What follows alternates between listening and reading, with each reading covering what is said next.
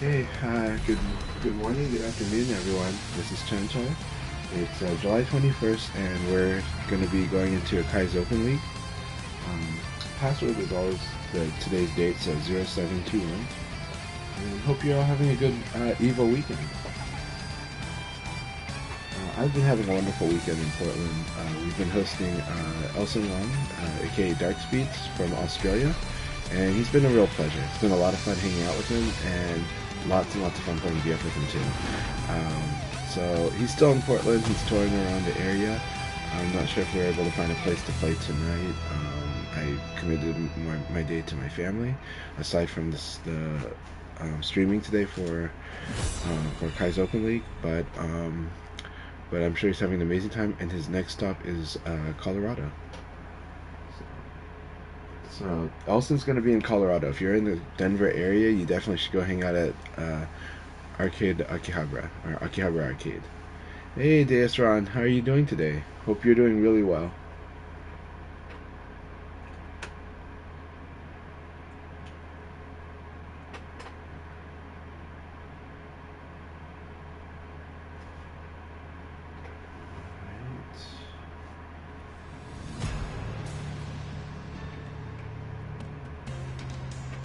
Just getting off this list and putting stuff up. Let's see what we got here.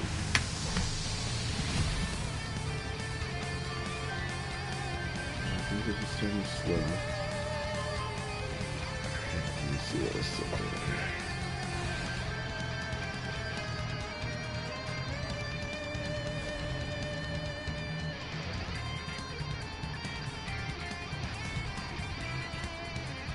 Okay, so just making dinner. Not too bad overall yourself. Yeah, like I said, I'm doing very well. I'm just waking up, but yeah, I hope you have a really good dinner. So let's see here. So that gave me Vertifier. There we are. That does really help more people know that we're on. Yeah, let's follow Akai's. This should be ready.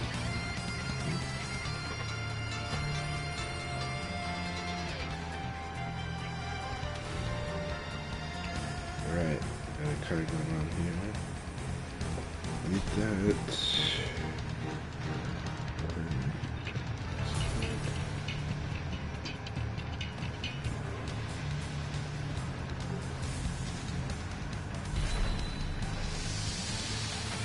Only 22 players, but a lot of them were the strong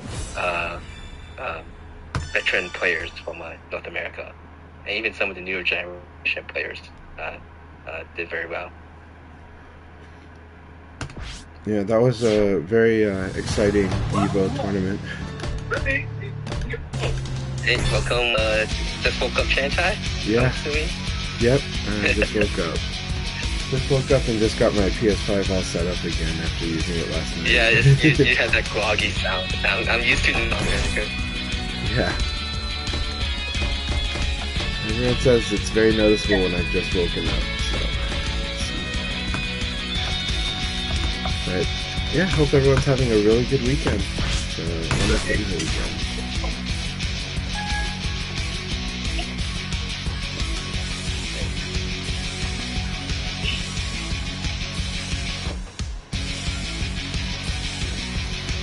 Alright, we got a nice room in here. Wow, we really got a new generation Sunday, which makes a lot of sense on the Evo weekend. Just fantastic. Love seeing everyone here.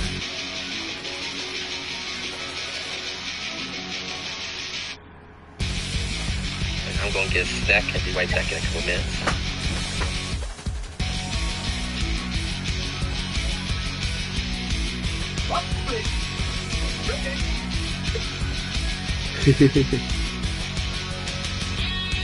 Hey Nelly. Very groggy, Chanchai. It's fun. It's always good training too. Everything is a good excuse for training. So training groggy is great. Playing VF groggy is great.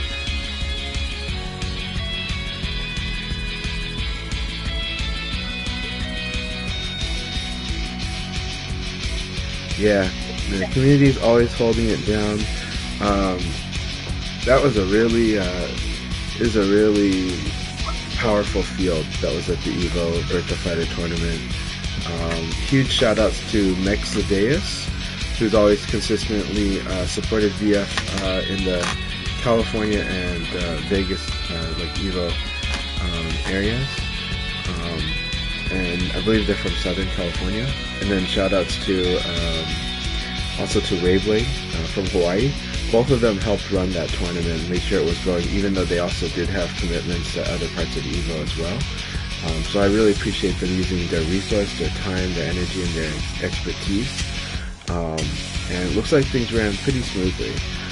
It was in the BYOC area. They had to use Wi-Fi internet to do their streaming, but I think while there was some connection hiccups, generally everything went pretty well. Yeah. And yeah, got to see a lot of monsters out there. Itazan, when he's got the reads, it's just so terrifying, right? Gentleman Thief still so terrifying in general. But Itazan went full force in that game. But yeah, it was an exciting event to watch. I love that there was commentary by Juicebox. On an alternative stream, Shidosha also provided commentary, and Haya iFix Machine provided some community viewing.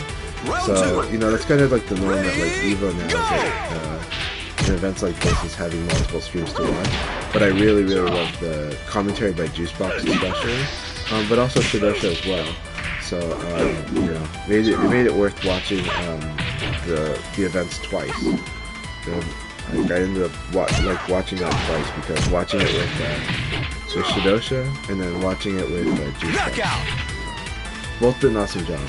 Really grateful that Juicebox had become very passionate and loving Virtua Fighter a lot. And at Evo, we got to really enjoy both City of the Wolves and Virtua Fighter.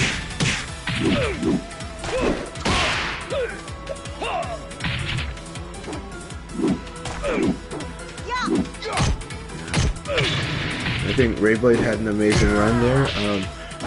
Rayblade having an amazing run does not surprise me. So Rayblade's a very strong player. He might not be as like super knowledge consistent on VF, but his general fighting game acumen is really strong. He is a player who plays with reads, who can condition very well and has very good execution, and Virtua Fighter can reward all of it. So Virtua Fighter is a game you can really fight the player, and Rayblade is very good at that. He's very aggressive like me, so Shidosha puts both of us in the category of we don't give an F because of the way we play, that we can be more reckless than some people are used to. But Rayblade is very scary because, and that's, you know, like, I guess we both come from a similar world in that sense, but we're very different players. But Rayblade was my Portland rival for a long time, and he was the Portland legend for fighting games throughout the 90s and early 2000s. He was like the Alex Fire. So I wanted to shout out to Rayblade for both helping run the tournament, running the Sea Salt Suite in Hawaii. I mean at Evo Vegas, and which is a famous place to go play for like the salty sessions in the after hours. And also shout outs to him for his run, which got him a 5th place performance at Evo.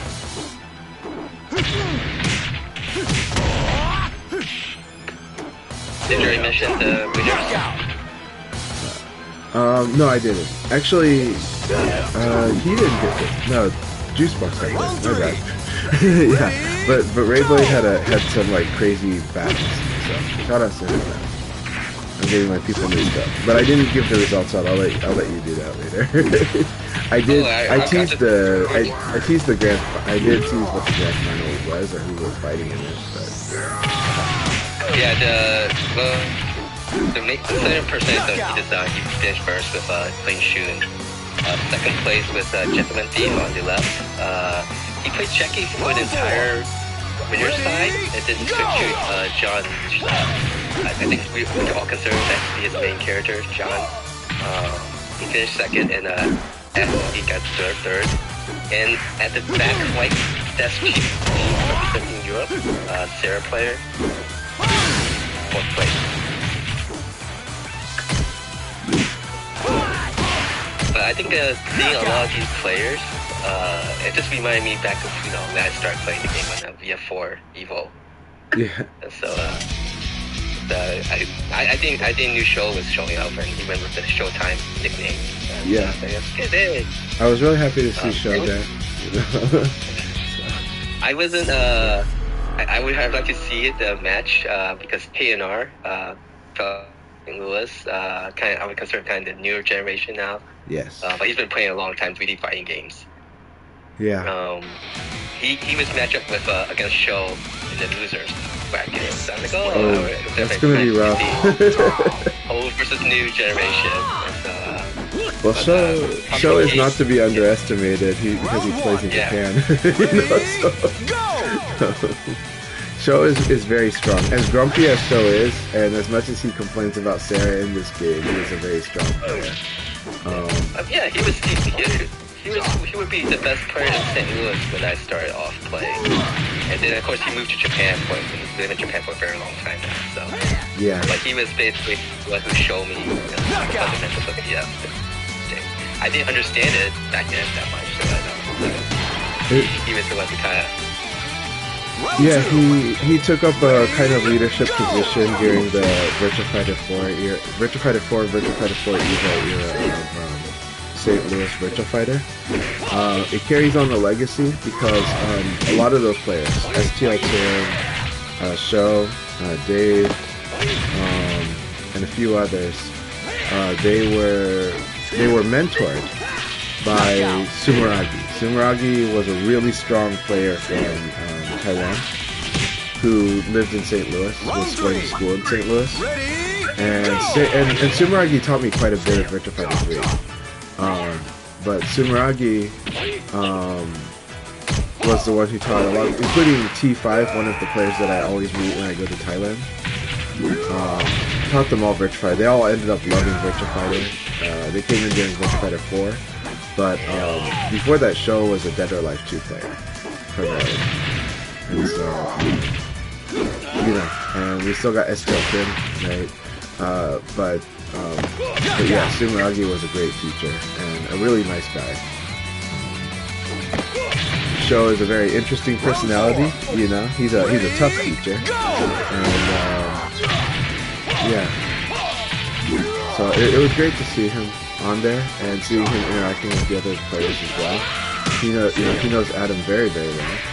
So yeah. So for me, Show would be the one who showed me what competitive VF is like. And Maddie up here, he's the one who showed me what it means to be a community. And sharing information. And for those who knew Maddie, he was one of the strongest players during the VF in North America. He was. Unfortunately I missed out during the era of Maddie, but everyone told me about Maddie. Maddie was definitely considered one of the strongest players in the country for sure. And I'd heard what a wonderful person he was, but I didn't know much about his community accomplishments, aside from the fact that he shared knowledge and was really strong, and that Japanese players respected his skill a lot too. So yeah. Yeah, if you look at the VF4 on VFDC, the VF4 Akai stuff, Mandy contribute a lot of this stuff. He translate basically the Korean websites, VF information for the VFDC community. But he's also I would not be able to done a lot of these stuff if he did a 9-hour car trip to St. Louis. Didn't know anyone from St. Louis, but he just said, hey, I'm going to want to come to St. Louis to play VF. And if he was willing to travel 9 hours to play with people he had never met before, okay, I could travel and play too. and to Ohio. That is awesome. Yeah. And you know, sometimes that's really just all. Sometimes that alone does so much. So for me, it's always worth traveling to VF. So and I think it's amazing to have a player like Maddie. The reason I wasn't as interactive with the time was at that time I was playing, but I wasn't as active online with information towards the later times of Virtua 4 Evolution. So I think it was also their Final Tune was like out already in Japan, so it's just kind of like it's like a downtime for me. So as far as VF, but yeah, what were you gonna say? No, I know. Yeah, you were part of the very beginning of the MIRC group. Yeah. The MIRC, the post by Well, I'm always Mike. Yeah. With the chicken. Well, I'm always okay. I was always a lurker in the IRC group. Round Yeah, 4. but, yeah. Ready, go! But you know, the IRC group is often always like, you know, it's the old man group. So you know, even back then it's like the old man group because a lot of the players there were part of like the FNet group. Yeah, a lot of the players there were like part of the news group from the 90s. And so yeah, there's players like us that came in a little later, but you know, the environment is like the Discord of its time. So, you know. I've got 2 more matches before we start.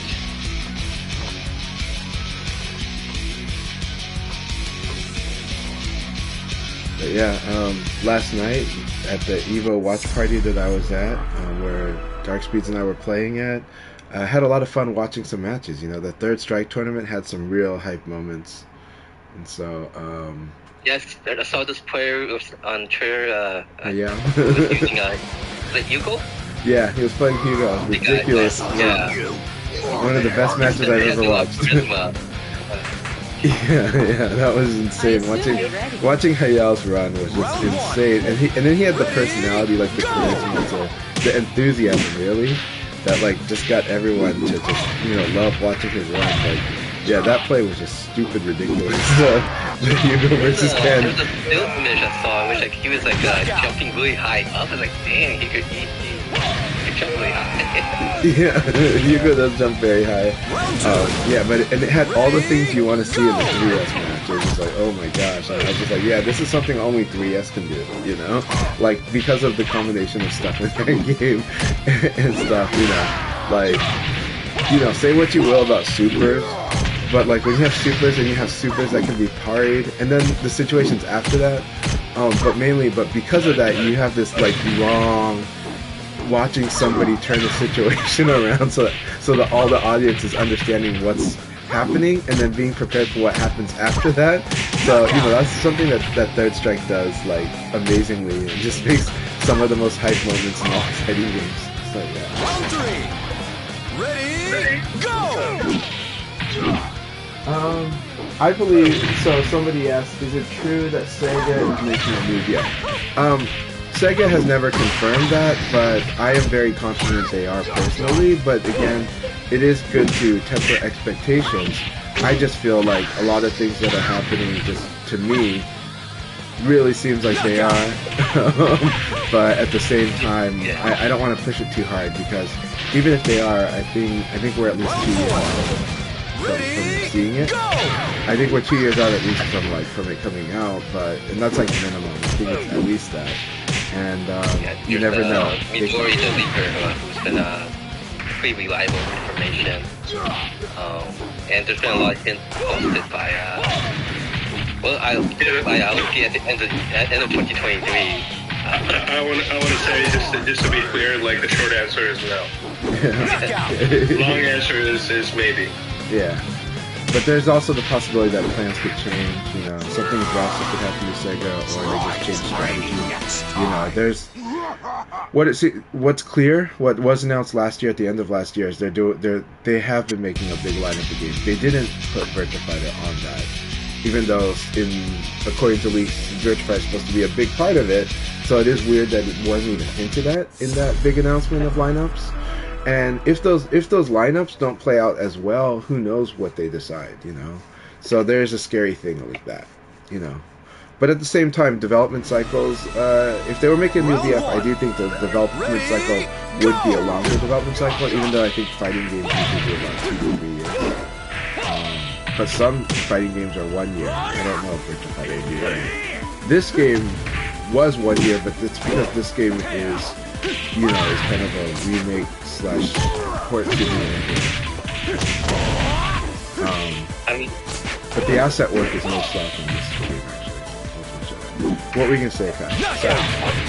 Well, at the end of the year, I look into Japanese websites, video game websites. You know, they always ask them like, what's the reflections back of 2023 and what they're hoping for in 2024. And all the hints he's saying, like Virtua Fire, new challengers and stuff. But you know, it's already halfway through the year, so I'm not sure if his aspiration is like us, where we just only have opium, or does he actually have, you know? So I'm glad that, you know, someone from another company, you know, Hirata and Project Tekken and Namco, I'm glad that he's been a good cheerleader and like a good, like, you know, like taunting Sega to pretty much, you know, to keep making you about VF. So I'm glad we have that, you know, at least in public voices. There was a known leaker who has a good track record, you know, but that's the best we will have. But I'm gonna say what I've always said though. I freaking love this particular game. I'm happy that every time the game goes on sale, we get new players, and we try our best to welcome the new players into an active community so they can enjoy more matches, and also have a chance to kind of see how more ways that they can play this game. So I've been loving that experience. I'm an old man at this point, so this gets to be my old man game. So I get to just keep enjoying it. So whether a new VF comes out or not, and the new VF is the best chance for tons of people to be loving the game all together at the same time. But whether that happens or not, I'm really loving this game so much.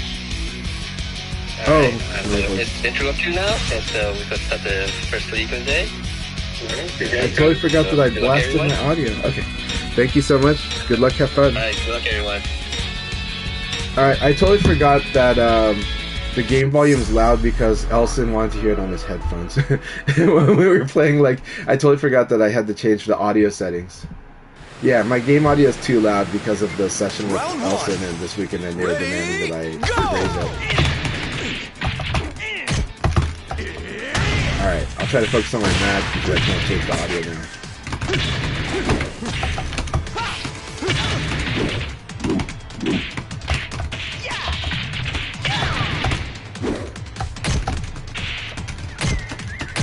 Knockout! Round 2. Ready, go!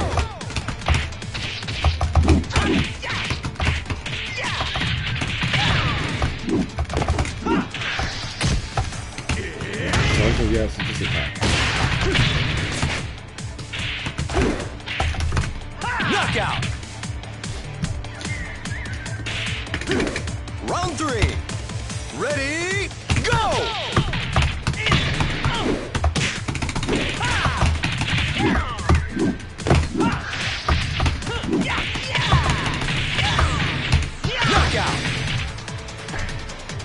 So I apologize if I can't adjust the audio.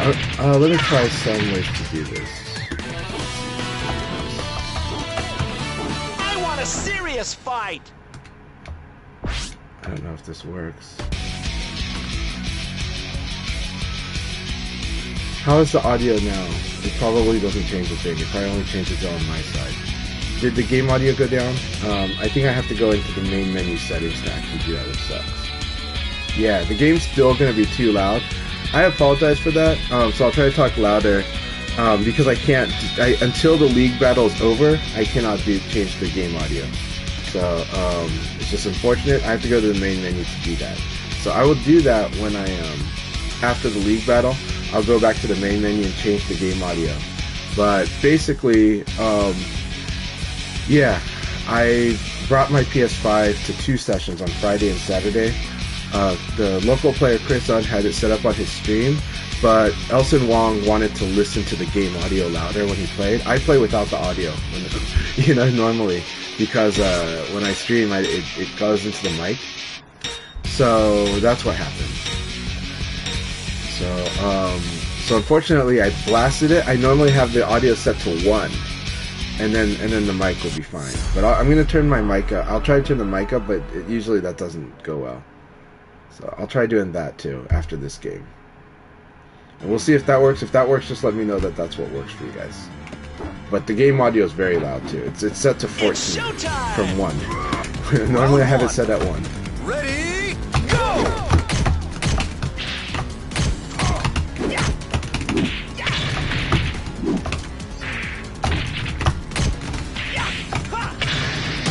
Yeah, I like this costume. I like this costume is awesome. That Akai made.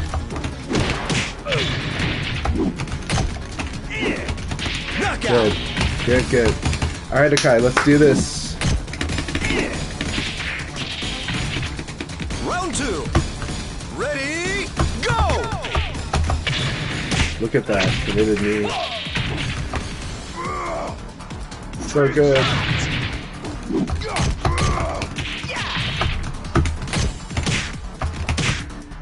I'm just a little slow. Like I did 8K both times he did those 2. I went for the low crush twice and it was too slow. I was too slow. Round 3. Ready, go!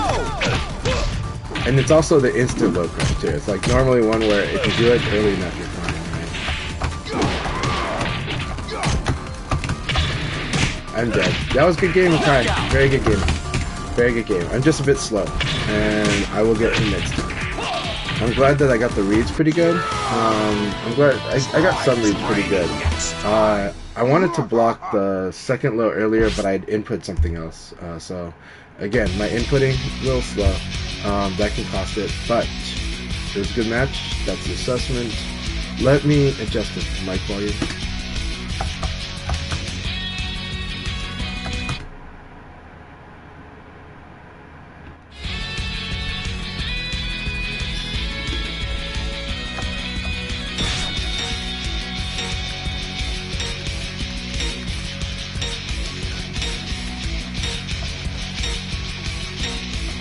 Why it doesn't work.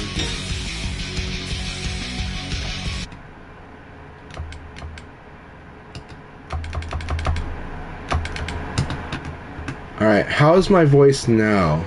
Can you guys hear me okay? I apologize. I'm gonna readjust all these 2 settings after the league battle. Round 1. Ready, go! Okay, thank you very much.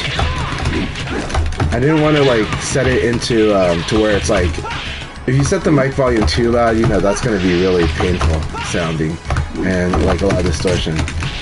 Very good.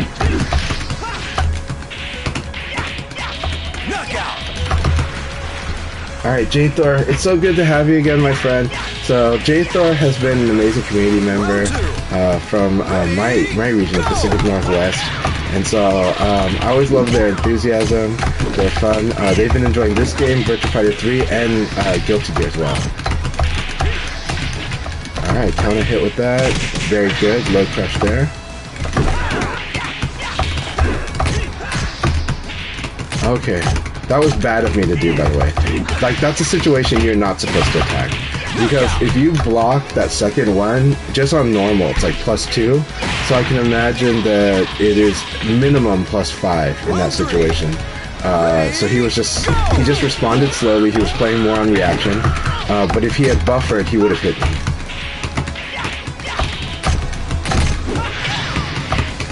Glad I can still do that. I was trying to press that.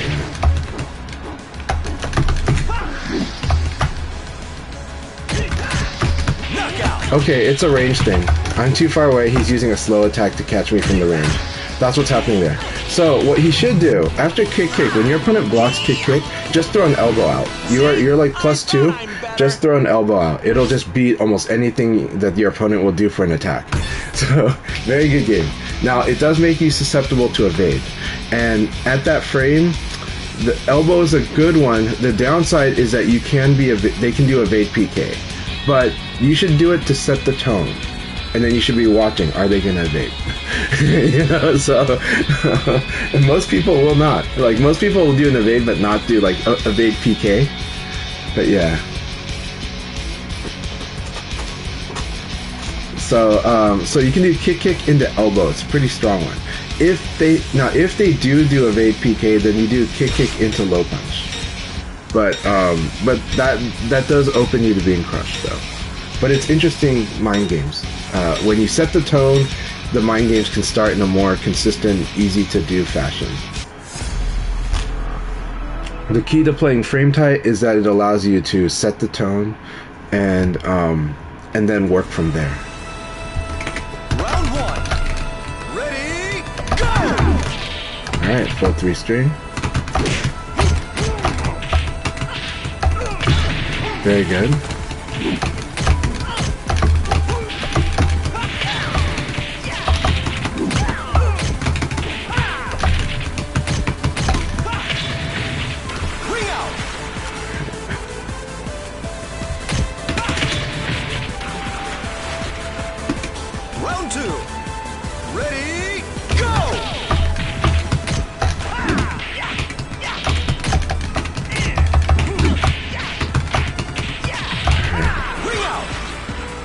Sorry, I know ring out's not the most fun way to lose, but it's league battle, you know.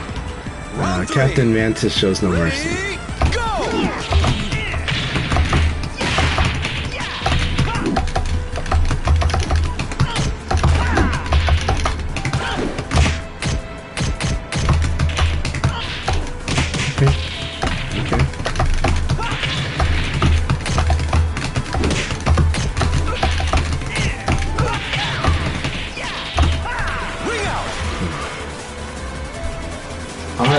Okay, these ring outs at VF never go out of fashion. No, they don't. I love them. The tension they create, and they change your situational awareness dramatically. They put like these really alarm bells out.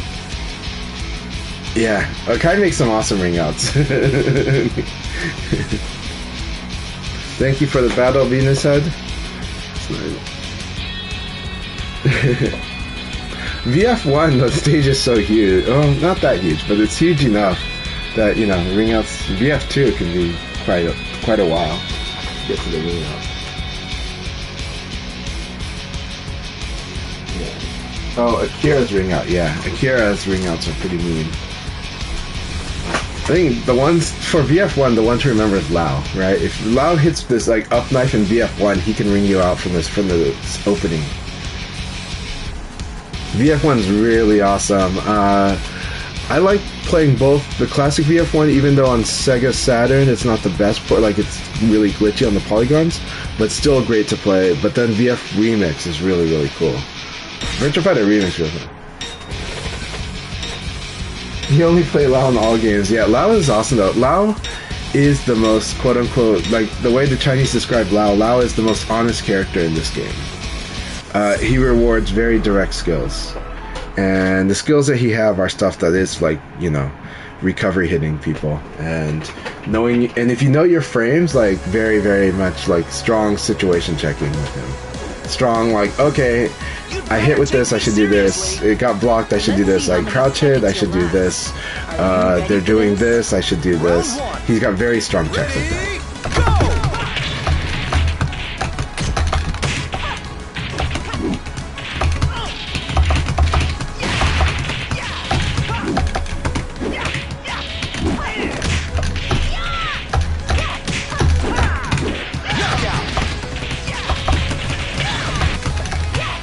Yeah, well, yeah.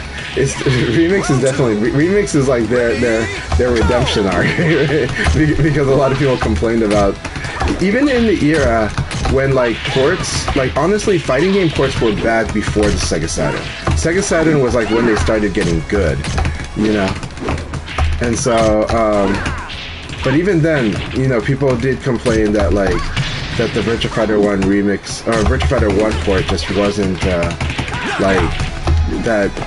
It didn't look as good as the arcade, right? Which is a tall expectation, but the Saturn was a new system, and the game had been out a couple years since. And of course, we were expecting the Saturn to be able to play Virtua Fighter 2. And it did, but that port is a masterclass. That is a remake type of port, right? Because back then we didn't really have accurate ports, but...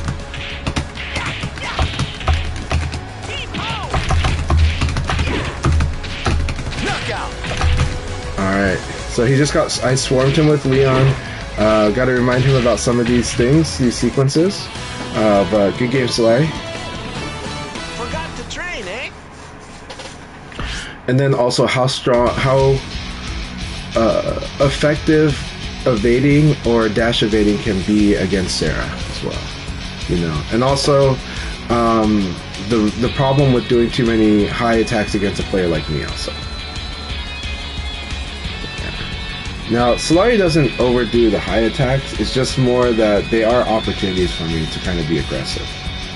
And so my style of play will just, some people might hold guard through that pressure, and I'm like willing to gamble on trying to crush the high punch, or crush like this kick, you know.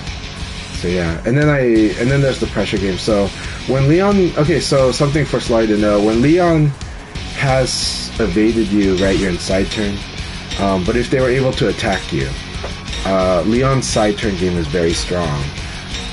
Options you want to consider when somebody's doing that to you. Sometimes you want to hold down and guard. That's the hard part to learn, is where should I hold down and guard, and it's where certain things feel like they shouldn't have been able to hit you, but they were able to hit you with a high. When you find those spots, those are spots where you should just do down guard into neutral guard. And then, aside from that, you're mainly stuck at high block, low block. If you try to attack, that's okay. There are good places to do it, but it's very risky at side turn. Alright, Xeno Haste has also been an awesome community member. I love this generation of LoL players. In fact, this generation of LoL players has inspired a lot of us old guys to play LoL. I've been playing a lot of LoL, right? And then not only that, but Own Death, who is kind of a veteran, even though they did not play Final Showdown. They're a VF5 vanilla veteran, but they are playing LoL now. And so, like, you guys are just inspiring us to play LoL, and LoL is one of the most fun characters for me. Yeah, that was brilliant. Awesome. Zero Haste, that was so cool. Alright, I'm getting my butt whooped here. This is great.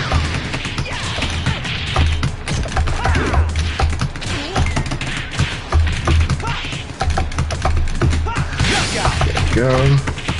Just to show you what's possible there. Like, if I get this sweep here, I get like a conversion, right? So. Oh, no punch. Okay, my game is also telling players they need to mix up how they wake up, because if they don't mix it up, I will hit you up off the ground. If I see you not tech rolling, I will hit you off the ground. So. Especially like Taka too. It's like really important to do against Taka if he doesn't do it. So, and it doesn't mean you have to tech roll. It means you have to mix it up. So I have trouble figuring out which way you're gonna wake up. So it's like, even if you just tech rolled twice, that would give me enough for me to have to like guess. Are you gonna stay down? You get tech roll, and then I'm gonna guess. And with you empowering me with the situation to guess, you're giving me the opportunity to make the wrong choice. You're giving me the opportunity to guess wrong. So waking up, it's important to mix up how you wake up. Whether sometimes you're gonna quick rise tech roll, which means you hit all three buttons when you hit the ground, or whether you're gonna stay down so that you can avoid getting hit by a melee attack. That's what's important. If you mix it up, then I have to guess, and if I have to guess, the chances of me guessing wrong increase, right? But if you only wake up one way, I don't have to guess. I can just go ahead and assume you're always going to do that, and I'm just going to keep hitting you off the ground. So it's an important point, even to Elson Wong, who is very strong. Dark Speeds is a very strong player, but I told him one of his weaknesses, or not weaknesses, one of his vulnerabilities, his opponent's opportunity against him, is that he doesn't sufficiently mix up his wake up. But actually, in his case, his okizeme, he only does meaty. He only does meaty setups, and most of the time. And I say, you really gotta attack the opponent that's staying down. You gotta do it at least once per round, because if you don't do it, your opponent just knows that they should just not tech roll. You're not giving them a choice. You're really not. So I was like, but his meaties are so good. So I'm like, you're so good at meaty, but you need to get the opponent to want to run into that meaty. Ready, go! Okay, I have to hit guard bet a little later.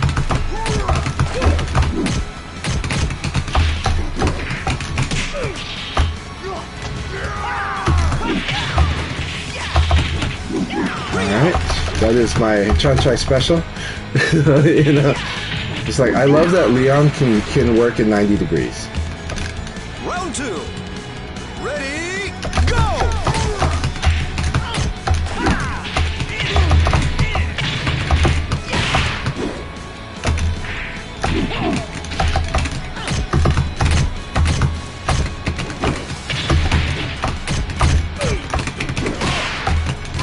That was so good.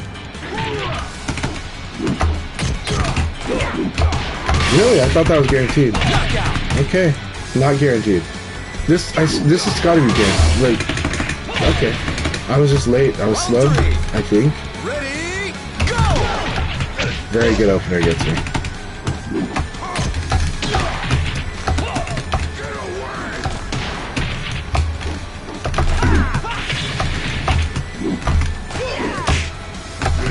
Man, that was so. That was good.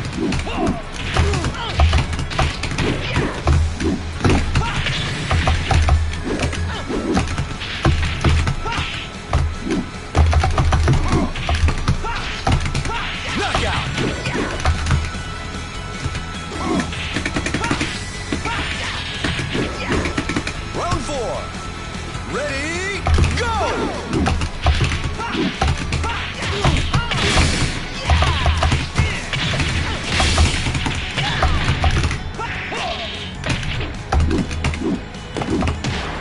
Very good.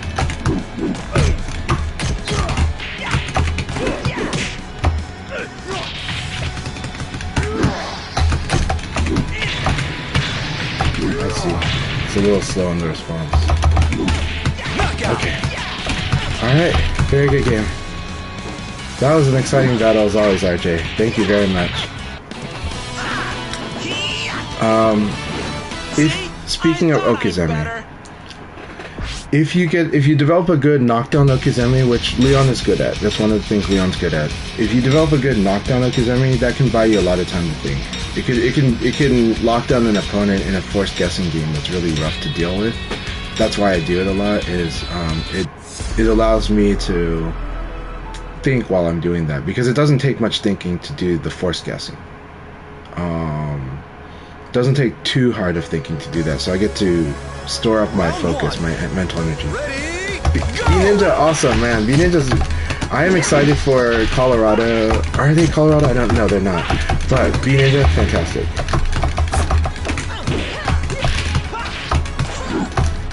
That was good. We have not fought in a while, so I miss fighting you, B-Ninja. I am always happy to fight with you. Round 2. Ready, go!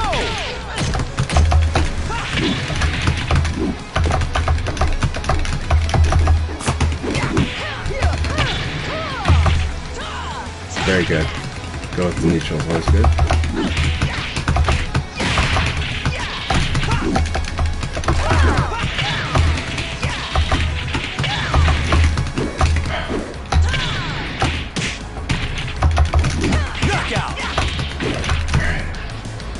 This is how, I do use backdash very strongly, so, but I gotta be very careful.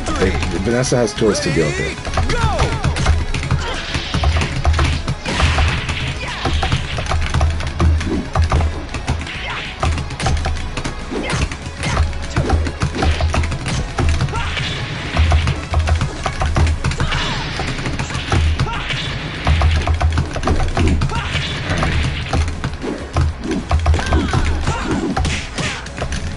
That was good. This might turn out to a ring out loss here. No, that was bad. Okay.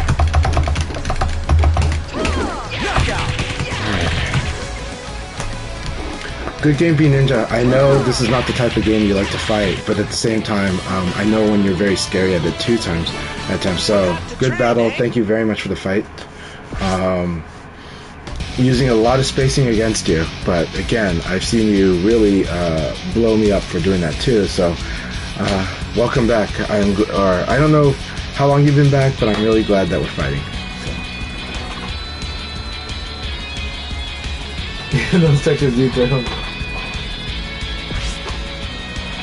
I do love the raw polygons. I do love the raw polygons in VF1. I think it looks so cool. And that said, something I would love to see in a future VF, you know how there's the VF1 models? I would love VF2 models. I would love VF2 style models, you know. I think VF2 style models, that would be cool. It'd be so cool. Alright. Is that all my matches? Did I win this thing? I won? I'm so happy, right? I can't see the bottom one. Okay, yes. I think I won this because Setsuna can at most have 15 points. Yay! So, you know. So, I'm happy. Alright, that went really well. Akai was almost a spoiler. You know. I'll do the Gabby J. Gabby J. Yay! You know.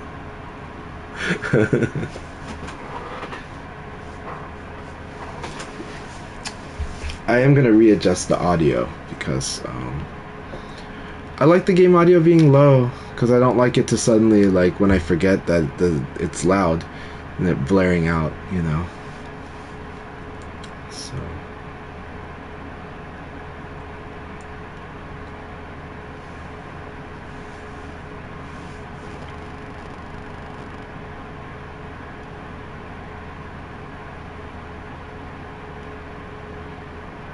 Alright, congratulations, Solari.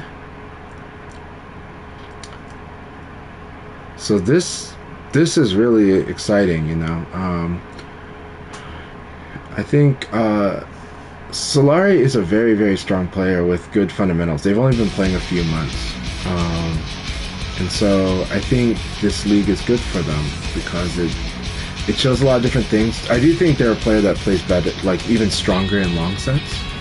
But I think they're strong off the get-go as well, and so I think League has been great for their development. If you know, it depends on how one handles their wins and losses, but in general in VF though, you know, all strong players have lost a lot, and do lose a lot. So it's one of those things, part of the game. But there's just so many situations to learn and work on. So as you build skills, sometimes your results will take a backseat to the skill development, including me. You know, last night I was trying to work on doing a lot more evade, crouch, dash, low guard to defend against sweeps, and I just wasn't getting it where I needed to. But also my opponent, it was where do I do it, and my opponent was just consistently. When I would start doing that, they would stop sweeping, right? And then when I stopped doing it, they would sweep, and it was really interesting. And that's not always intentional; that just happens to be incidental. But it is interesting. But it makes it learning always tricky. It also means you might be sending signals to your opponent, like about how you're playing. And so it's always something to work on and manage. All right. All right. Well, that was a very fun battle. Oh, go ahead, sorry. Oh, no problem. If you guys can continue playing, please do so. We'll do 2 more. And those who can, thank you very much for playing. Room is opened up again. Passcode is 0721. I will come back to the room. I just left temporarily because when we had our sessions in Portland, I had brought my PS5 out to the session, and Dark Speeds likes to play with the headphones, And so normally I have my game and music volume like set to like 1 on my PS5. And so they couldn't hear the game that well. So I had to turn it back up, but then it drowns out my microphone. So in the streaming. So now that I'm streaming again, and I'm going to change my mic audio in a bit here. All right, we might as well do that now.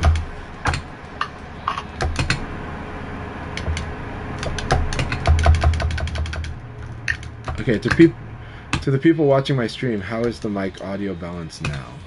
Is it okay? You may have to raise your on my volume. Discord. Okay. I mean, on my stream, I can see the sound. Okay. The volume should have dropped, so you guys will probably have to raise the volume. But it is back at my normal stuff, and I do like to do a lower volume on Twitch. I think a lot of people have the experience I do, where you go on Twitch or YouTube, and you go from one channel to the other, and it goes from really really loud or really quiet. So yeah.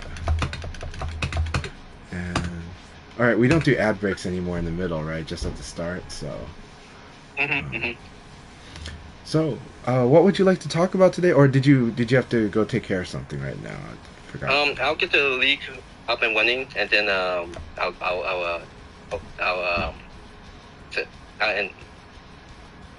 take care of the stuff when the second league is running. Let me go post around to let people rooms open. Okay. So while you're doing that, I'm going to remind people, Elson Wong, aka Dark Speeds from Australia, is in the United States. He's touring the US for like 5 weeks. And so he is finishing up his visit of Portland. And okay. His next stop is Colorado. So he's going to be in the Denver area. If you're in the Denver area, they're going to be meeting up at Akihabara Arcade. It's going to be a lot of fun. Dark Speeds is a strong player, actually. For someone who's been only playing Virtua Fighter for 2 years, he's very strong. I had a blast fighting with him. Puts a lot of pressure on me. So I think everyone's going to have a lot of fun. And he's a very fun personality. So I think you guys will have a great time. He is going to other areas too, so I was going to ask Setsuna about... I know that they're going to meet up in New York at Brooklyn Arcade. So there's going to be time there. So that's probably going to be Friday, August 2nd. I think he has something to do on Saturday, but he will be around on Saturday, just not as early as on Friday. Fridays, I think, is the day that he has set for himself. I believe he's visiting Chanchas first, and then he's going to Colorado, and then go to Boston. Yes. And then to New York. No, Boston is after New York. Boston is after New York. Okay. But there's also St. Louis, right? So when is the St. Louis like? It'll be August 16th and 19th that weekend. Okay, so then after Boston. Yeah. Okay. Yeah, and then after St. Louis, he'll be in Seattle, and I'm working on the details of Seattle. I think I'm still trying to figure out a good venue to do in Seattle for.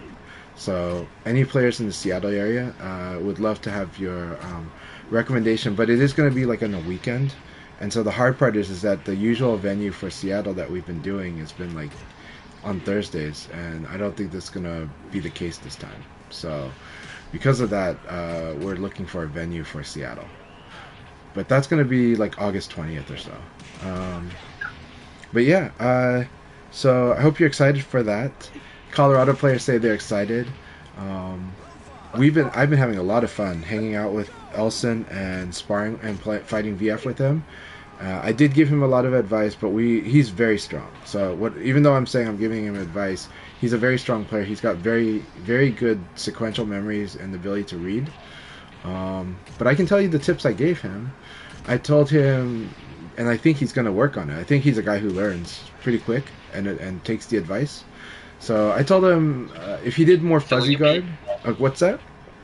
Oh, so will you be also attending when he's at Seattle? That's my plan, yeah. I plan to drive up. Oh, you're planning to? Yeah, that's my plan. So you could see him before and after start, and then at the end, so that'd be kind of neat to see his journey. And then, to make it clear, he had only played online in Australia prior to this trip. So it did take him about an hour to get used to playing with offline. here's the funny thing: when you get used to playing offline, when you've only been playing online, he actually thought offline felt slow, and it's not that it's slow; it's that online forces you to recognize situations much sooner and get used to inputting early. So you get used to buffering more when you play online. So then when you play offline, sometimes what my advice is that if it's feeling quote unquote slow, what it is okay, use your time to think a little more clearly about what you want to do, and then realize you have more time than you realize to think and do stuff. And then you'll be pretty scary because you'll probably be sharper than the people that only play offline to a degree. But it's more about recognizing situations sooner. It doesn't mean you're sharper. It's just that. But I do believe that online can really train you to be stronger in VF just because of the whole recognizing situations a little sooner than you would if you played it offline only. So that's just my food for thought. I'm an outlier on this opinion. That said, it did take him an hour to get used to playing offline, and there's not really a complaint because anybody who does play offline does really love it. So let's make that clear. Also, advices to him were stuff like, the general advice was he is strong enough to where he should be doing fuzzy guard a little more. He can recognize situations enough to where he should be doing it more. And if he can do fuzzy guard after that, then he can do ECD in those same situations, and it becomes a very strong defensive mix-up. So I told him fuzzy guard more, and then learn ECD. ECD is also important because if you don't cancel your evades, there are situations like when someone's got you near the ring out, and then your decision to evade becomes a very risky one because it loses to delayed attack, or half circulars more often, or full circulars, in which case you're really stuck against the ring out zone. If you learn how to evade and then cancel that into a crouch dash or a dash, and then guard, that actually reduces the chance of you, it gives you a very strong tool in situations like that, to where this option's a little better than just doing an evade. It's just, you just have a little better defense, and you're a little less likely to be wrung out. So I said, use those techniques more. Other advice, Okizemi, he has got really good meaty timing. He's really good at doing meaty attacks. So he's good at knocking you down, you tech roll, and he's got perfectly timed meaty attack setups. He's good at that. What's the downside? If I stay down, he was not beating me up off the ground much. He almost never did it. And I told him, if you want to really make your meaty timing, which is actually hard to do, really strong, really effective, you got to make the opponent feel like that sometimes they got a tech roll. And if they just stay down and you don't do a combo against them, they're going to feel like they can just stay down. It's just not really a guess anymore. It's like, this is just what they should do against you. So you need to make your opponent have to guess. And that increases the chance that they will guess wrong. So what do I mean by hitting the opponent off the ground? There's a lot of different ways to knock your opponent down, and you can still hit them while they're on the ground. Each character has got certain attacks that are very good at hitting against people that are off the ground if they do it quickly when the opponent falls down and does not tech roll. So similarly, you don't have as much time for it, so that's why some beginners don't realize you can do this. And sometimes you have to change the combo you do to accommodate this, to create this situation. But I definitely encourage people to experiment with it. Understand, it's not a true combo, but it's still very worth doing because you're going to punish people that decide to stay down. And if you do that, they're going to want to tech roll, and then now your meaty setups are pretty amazing. So that was the general tips I gave him, and I think anyone can benefit from that advice. So, sorry if that was confusing. So that said, Setsuna, how have you been doing? How has your Virtua Fighter week been? Busy with work? Okay. I've been targeted and read by a lot of people, and which is good. It forced me to adapt. Yes. But yeah, overall, pretty good. Getting pretty consistent results there, I think. I've been able to play the slow game. I've been able to play more often, which is good. Very good. I think that round that we ran with Akai was pretty good. Best I was I was definitely gonna lose that match, unless I started playing a little bit more defensively. So it's good. It's good that being forced to do those things. I'm excited to see Elson. Sadly, I think our timings are going to be from 9:30 p.m. onwards, both days, or later, because I don't get PTO until the next week. So that would actually require me to travel to Boston, and that probably wouldn't be.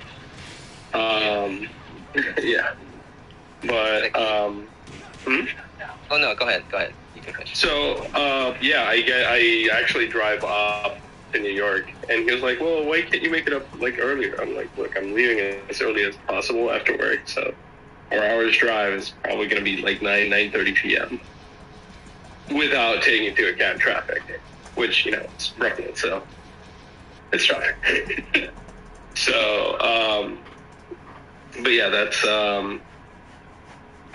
and then he's going to be there. I'm going to get there late, and then on the next day, I'm going to get there early, and he's probably just going to be late because he's having dinner with family. So, but at least I got to play him.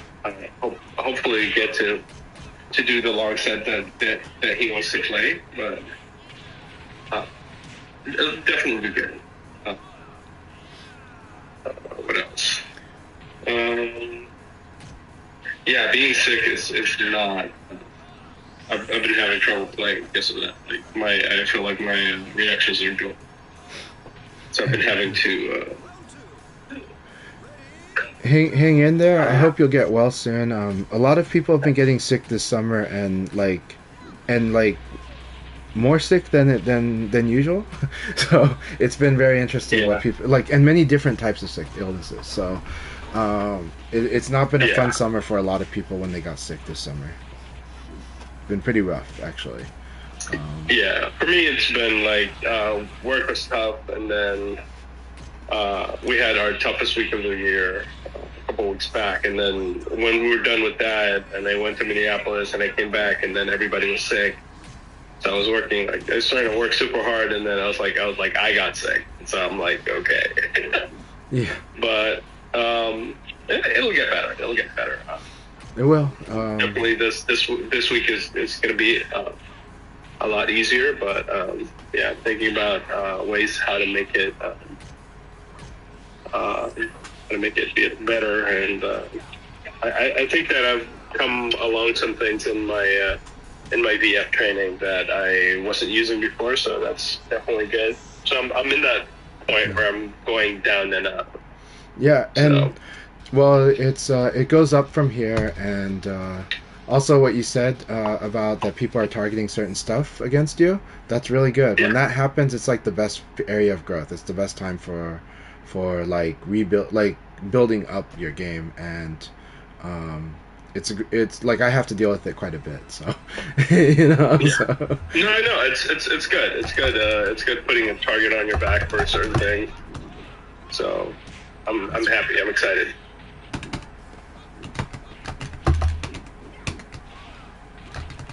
That's right. Just a bit. I guess I shouldn't be surprised that El Blaze has better aerial moves than Akira, but it's a bummer to see him win against that 1K that Leon has with a flying kick.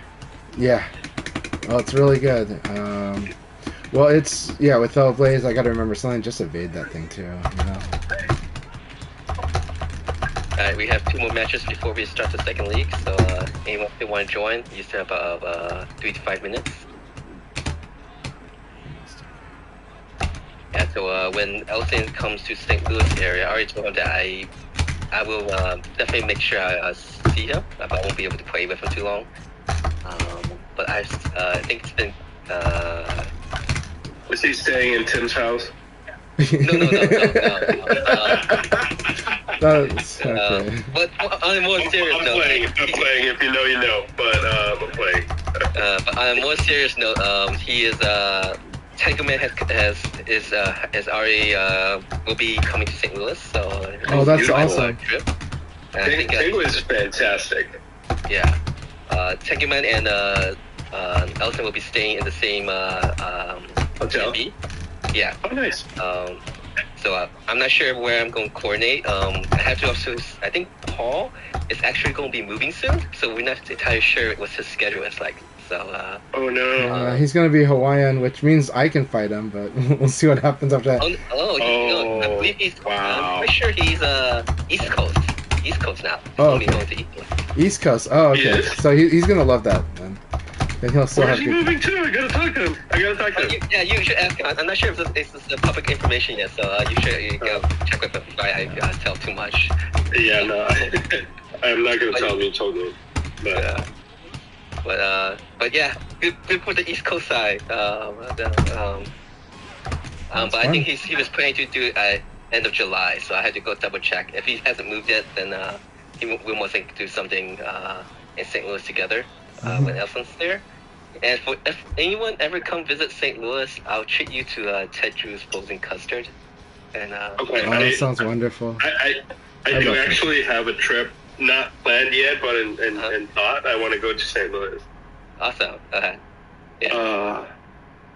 am not saying Tim's house. But yeah, I do want to get together with everybody. It's probably going to be next year, but Okay. I do want to go out. I do want to go out there and meet everybody.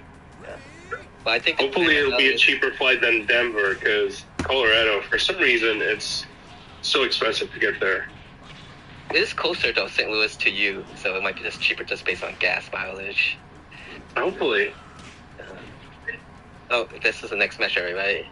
Alright, this is the last match, and then we'll start. Awesome. I'll recommend Elson because I think he was going to play as a small group at his B&B. But I would recommend to go to the venue where the other local VFers participate, which is not actually in St. Louis, Missouri. It's actually crossing the river into Illinois, since St. Louis is right at the boundary. But that's where the St. Louis crew, the offline crew plays, KNR, who was at EVO. Which he's a very strong player in all 3D fighting games. Yeah. At the software post, he finished 49th in Tekken 8.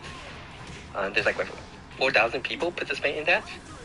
And finished 7th in both VF and Soul Calibur 6. Nice. It's nice to see him continuing to get better at the game. Oh, KNR? Yeah. Yeah. Mm-hmm. I think he played well. It's funny on the stream, they mixed the names up in Juicebox and KNR. And so Yeah, they did. I was watching the first round and I was like, oh, because I give a nickname to KNR as Koboku, because he really does like to use Koboku a lot. I was just like, Juicebox always likes to wear red, so I was like, that's gotta be Juicebox in the red. You know? And so I was like, oh, wait a minute, he's getting Koboku a lot. I was like, oh, wait, they switched a name, so that's why. But, Yeah. alright, guys, we're gonna start the league now. Alright, good luck. Between Assassin and Demographer, and then we'll get the league started. Yeah.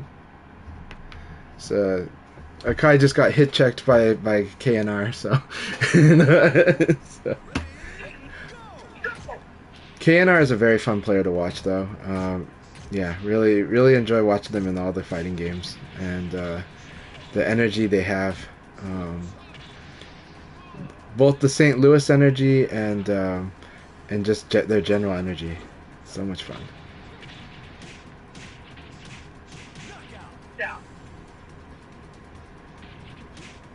Good place to get barbecue too. St. Louis? Yeah. St. Louis, there's a barbecue, St. Louis barbecue, Yeah. St. Louis version, St. Louis style barbecue. Yeah, so St. Louis is known for having good spare ribs, you know. So. But strangely, I lived in St. Louis for most of my life. I never knew that there was a considered St. Louis style barbecue. Yeah. But apparently there is. So There is. St. Louis style barbecue is good. It's and known more for this for like the spare ribs as opposed to the baby back ribs. So, you know. So, yeah. but a lot of people like Little Italy. That's that's mostly where I hear people putting saying there's good food.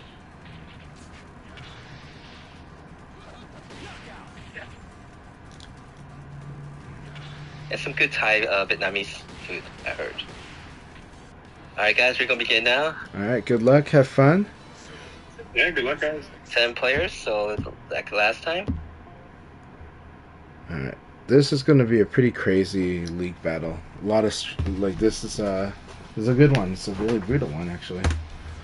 Let's have a lot of fun.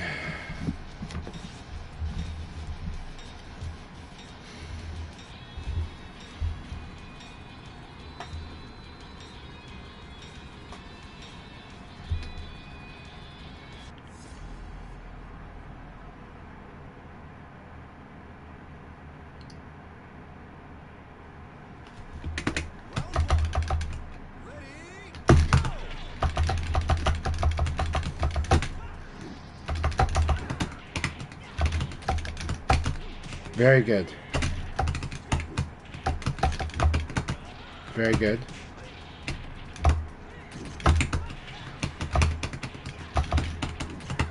Good. Oh, man. Alright, that was really good stuff there. I attacked the chance that you're going to do a high here.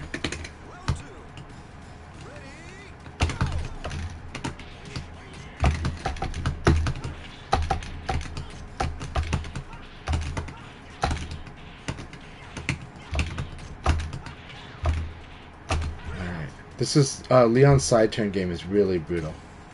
So I just guessed correctly on between mids and lows.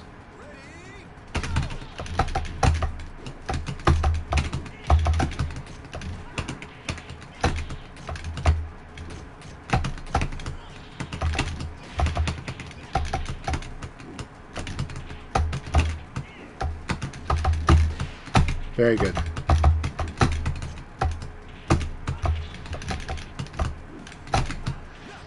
Alright, Xenohex, it was a good game. You're using more moves. It's good. So, I don't really have a complaint. I know you're developing, you're working on it. I gave you a lot of different challenges, but you are using more moves, and they're actually good moves. You had some scary call-out reads with your uppercut. It does increase the risk, but you got rewarded for it. That was not a bad thing. So, keep it up. Keep it up. Do not feel discouraged. I'm a tough customer. But you I like seeing you working on more of Lao's game. I really do. I gave you a lot of different things to make it harder for you, and you know my character is good at a mid-low mix-up. That's very annoying to deal with by itself. So.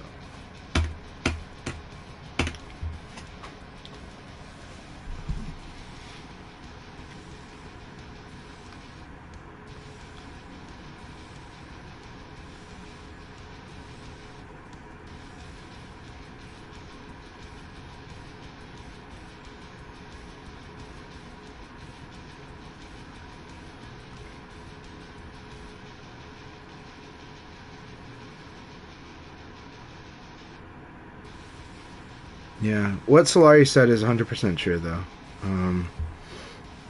But you're developing well. Be patient, hang in there, and try to have fun on the journey, which I think you are.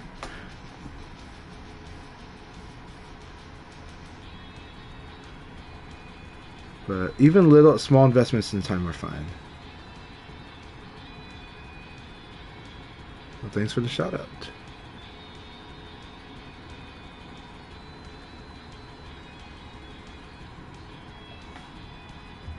Never stop exploring.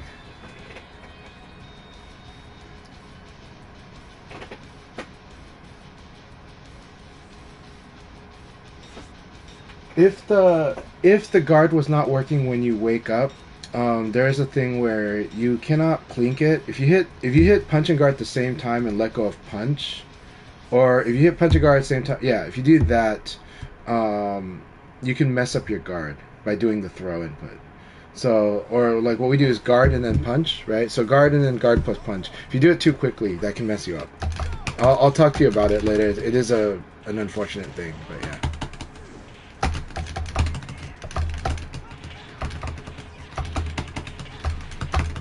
So I'll tell you how I deal with that, how I manage it, sometimes it still happens, but mainly when you tech roll, there's a bad habit that can cause problems. Okay. Shoulder. Got it. Good spacing for that.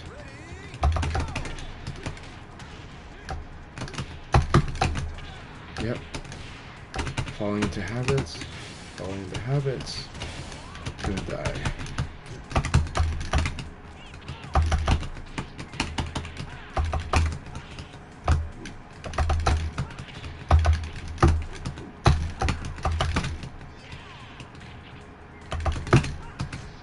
There you go. Just wait for it. Alright, here we go. Now he's patient.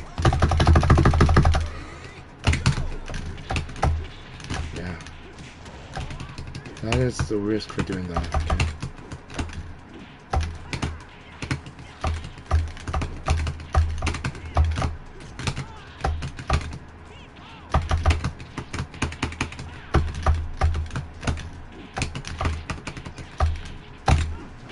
Yep.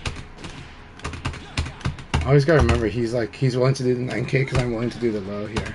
Just side kick, just elbow. Good game, Setsuna. So anyways, so what I was saying, haste. If you do tech roll, there's the habit that I have, that many players have, where you know you're gonna guard, so you tech roll and then you just let go of like kick, right? And so in this case, you're holding throw, or even you let go of punch and kick. So you do tech roll into like guard, and you're hoping that it's going to guard, and it won't happen when you do that. Similarly, think about when you hit like punch and guard to do throw. You're not going to hold guards. If you do that, even when you're in a buffer situation, if you hit throw and you held it, or even if you let go of punch, you're not going to be guarding. So. And then if you plink, so you hit guard and then you plink punch within one frame, if you do this, you're not going to be guarding. So a lot of times you need to slow it down on the guard, hit guard by itself. So there's two ways to deal with this. The best way is just basically when you tech roll, just wait a little moment before you press guard and hold guard. Because if you do that, then you're going to guard. But if you don't do that, if you rush to guard, there's a good chance that what ends up happening is it gives you the situation where you're not guarding and you're holding guard, but you're not going to block. And so this has happened to a lot of players in this game. But basically, it's because we kind of, as players, are trying to find an efficient way to do something. So like, I know I'm going to tech roll and I'm not going to guard. So I hit all three and then I like just hold guard. And then I'll do the guard throw escape. But what happens is you don't guard when you do that. So advice. When you tech roll, double tap guard slowly or something like that, and that will help you make sure that you're guarding by the time that you recover. But if you rush to the guard, it's good. There's times when it's just not going to guard and you're going to get hit while waking up.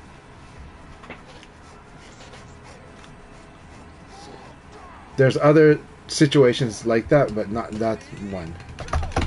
That's very common.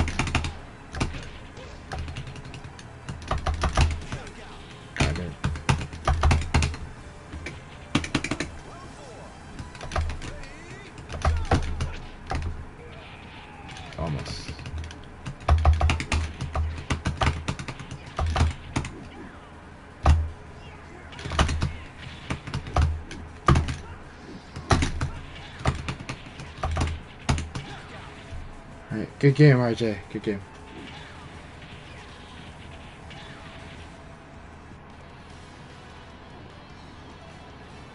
Forgot the train,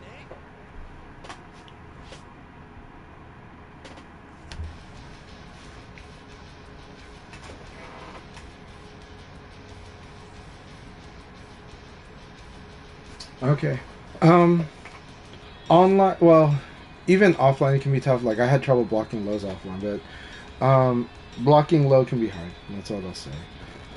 Especially online, because online you kind of have to read block. It's hard to react block, but like you said, you were reading it, so I feel that one. I feel that one. I have trouble blocking lows too, in a bit. Sometimes if you have that, evading is a good option if they're not using a sweep. Sometimes if that's happening, especially if it's a fast low, then it's probably evadable. So evading is worth considering as an alternative.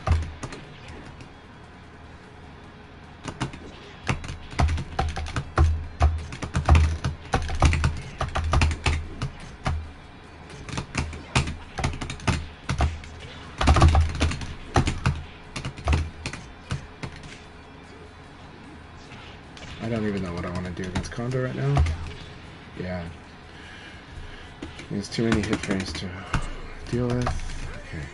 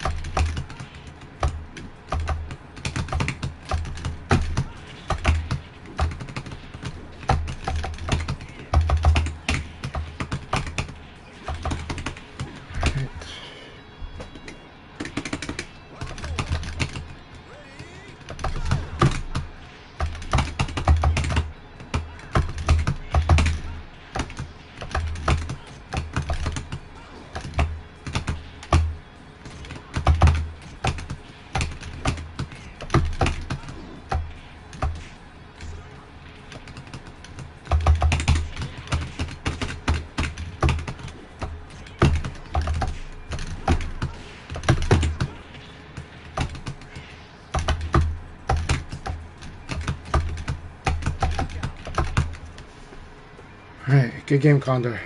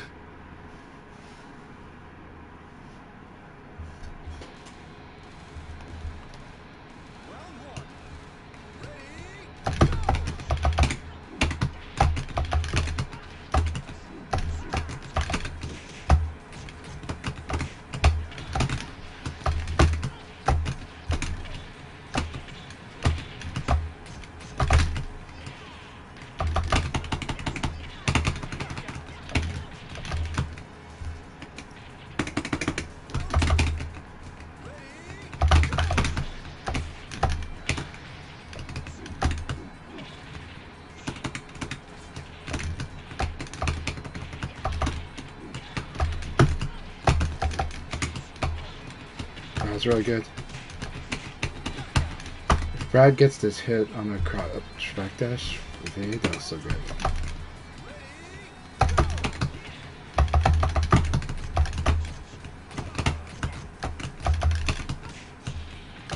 Really good. Good use of ducking punch.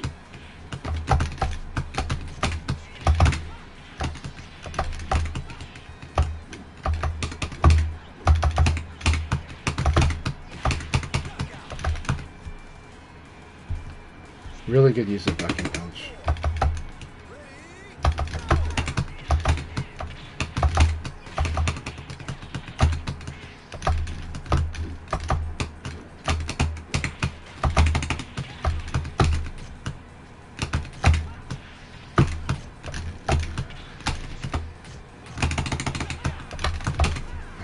Very good game, Assassin. Good game. I like your use of ducking punch, actually. There's a lot of really good spots you use it, and it's really scary. When that thing hits, it's like half your life gone.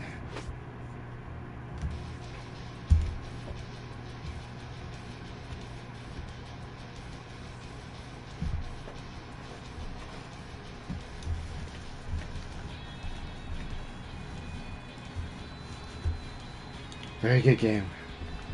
You're gonna have a lot of fun with Elson. I think you're gonna really enjoy those matches a lot. I think there's a lot of stuff that you have that you can show him, but I also think he's had a lot of Brad training with Mike, so I think you'll enjoy it. He'll bring out all the characters. Yeah, like you guys are gonna honestly, you guys all play at a very strong, similar level. It's really good stuff. And you've been playing really like hella strong lately. So, like you've been playing hella strong for a year, but keep it up. It's really scary fighting you. It is a different style though, but I think that's good. I think the good thing for Elson to learn, and I do think that it's been teaching him, is that different players have different styles. And I told him, because when people say, "Oh, you fought Akai, so you know how to fight against Pi," I was like, "No, Akai plays very different from a lot of Pis." You know, this game is very flexible. Different people play very differently, and it's really important to learn that. It's not like this is not a characters are not linear in this game at all. they're complete sets of tools. So yeah, you have a lot to show him. Trust me.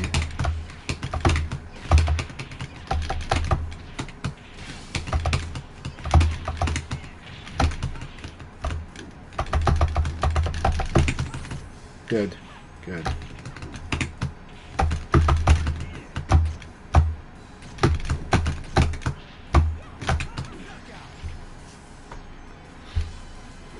I'm glad that I scared them with this crouch dash here. It is a scary crouch dash.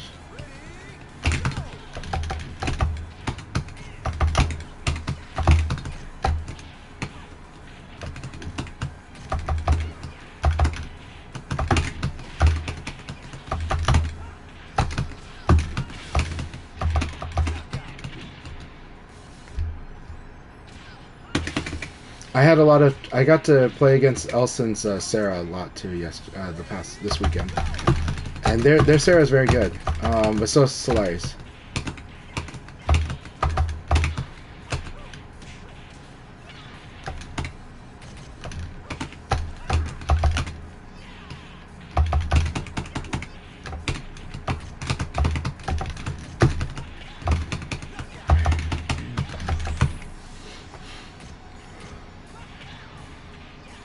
Having an 11 frame jab is really good against Sarah. It's really good because it really can disrupt their. They have to get you off that 11 frame jab when they set you up in the Flamingo +4. Because when they're at Flamingo +4, they don't get 6k for free against you if you use a jab. If you use an 11 frame jab. So because of that, they have to play around that. They have to do other options. But that evasive kick, like up and kick and down and kick, is actually really good.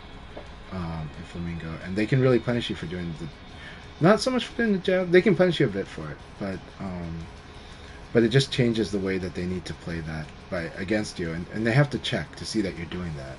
So if you're doing that, now they've got to play okay, we're gonna punish you for doing that option, or not necessarily punish, but we're gonna change the way we play this mix-up, and it's still a powerful mix-up. But relying too much on Flamingo can be a problem, right? It's you want to be good in using it, but honestly, the next step is you want to be good at making the opponent at doing Flamingo against a side-turned opponent. That is actually really important. That's the thing where at high level, it is so hard even to deal with that. Like if Sarah is at your side and doing Flamingo, it sucks. It is so hard. It is really powerful.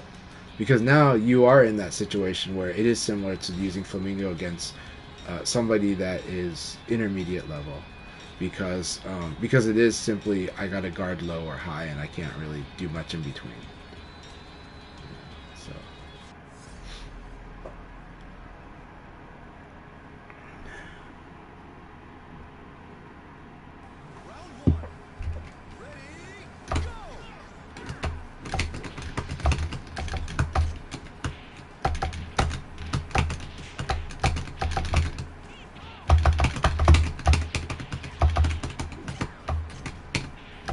Very good.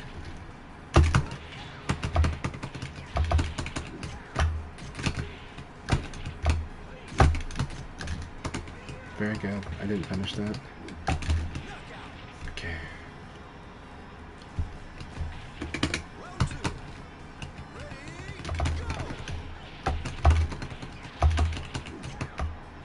Very good. Good throw here.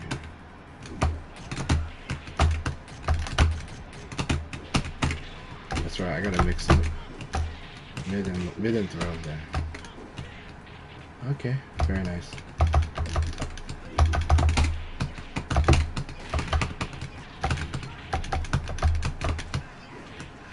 Very nice. Good round.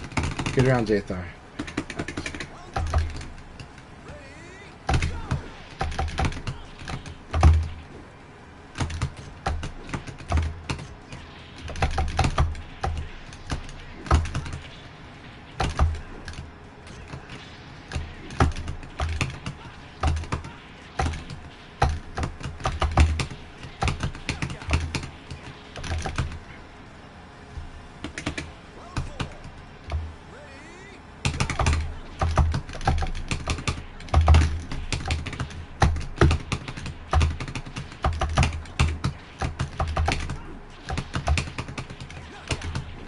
Alright. Good battle. Good battle.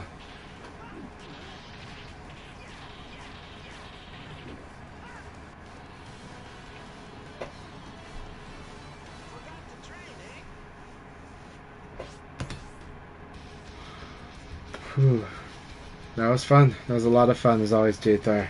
Keep it up. And yeah, thanks for what you said about the venue. So let me see the dates that Elson will be in town in Seattle, and let's figure out if we can get into one of those fighting sessions. Keep it up with the evade. Remember, so here's good times to do an evade. You attack, like let's say you do an elbow and they block it. That's not a bad time to do an evade. You do a side kick and they block it. While you could do the punch follow up, actually that's a pretty good place to do an evade. When you whiff an attack, that's actually a good place to do an evade, but I like to throw people when they whiff if I think I don't have much time, because throw is 10 frames. But evade, throw, escape, guard is good then. But when you whiff is also a good time to do an evade, because you're at a big disadvantage. So what happens is they start attacking you. So by the time that you recover, they're already like almost hitting you, and so you end up evading. Because the conditions for evade is they gotta already be in the middle of an attack for your evade to be even possible. So yeah. So those situations like that are good places. If you chip with a low attack, sometimes that's a good place to evade too. But it's up only if the opponent likes to attack right away. So like whiff into evade, yeah. Like that's actually a really good place to do evade, is after you whiffed an attack, you know. I don't want you to whiff on purpose. I'm just saying if you happen to see yourself whiff and you're like, oh crap, they're gonna attack me, that's a really good place to evade.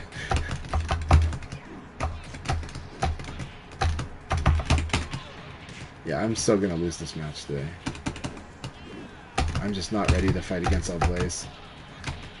And this thing, so this is a really good bait. Like, if I evade his jab, I need to just evade again, but let's see what we can do.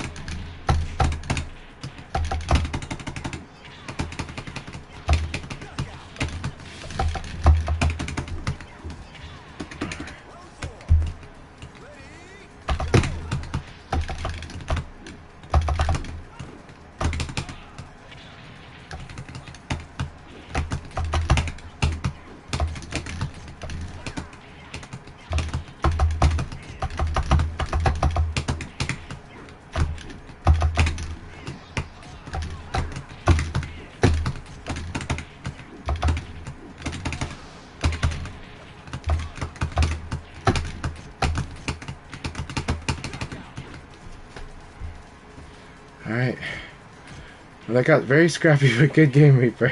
Good game. I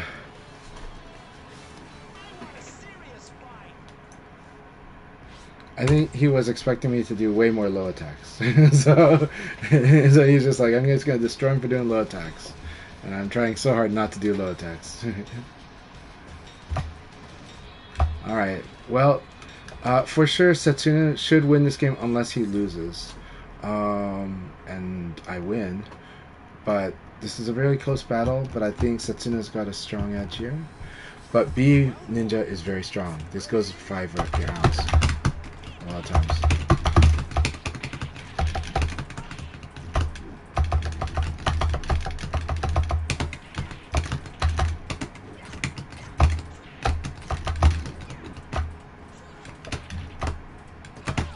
Yeah, that's it. That's a ring out.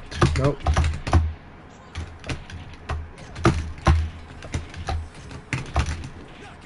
That was superb. Good choice here. I should just go for launcher. It's too risky, but I did not.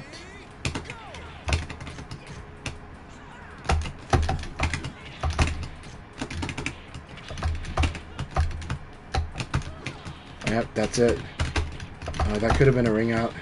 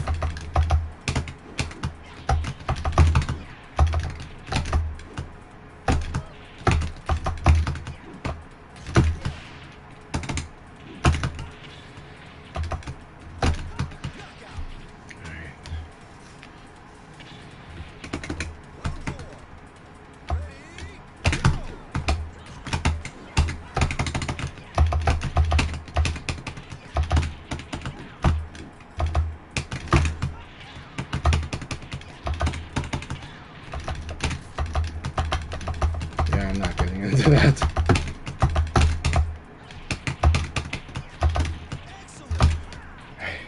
Okay.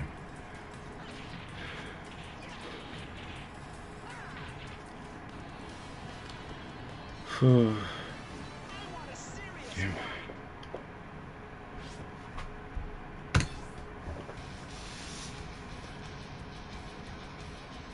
Phew.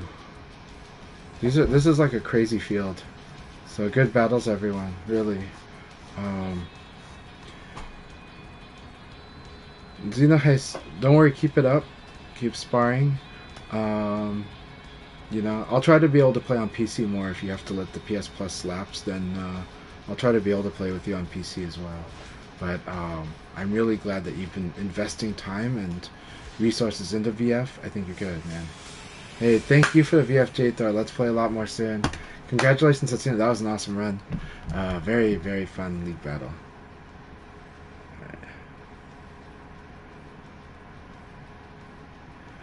Reaper, you played really good, man. Played good. Our battle was scrappy, but yeah.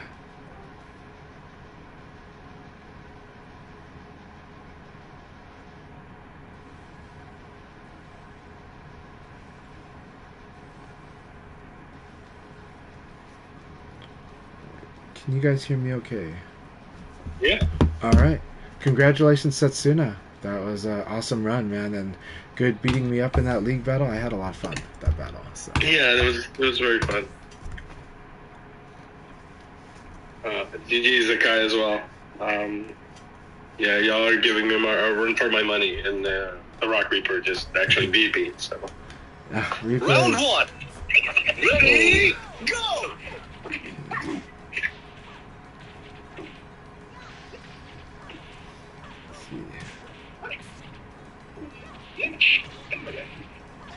Excellent.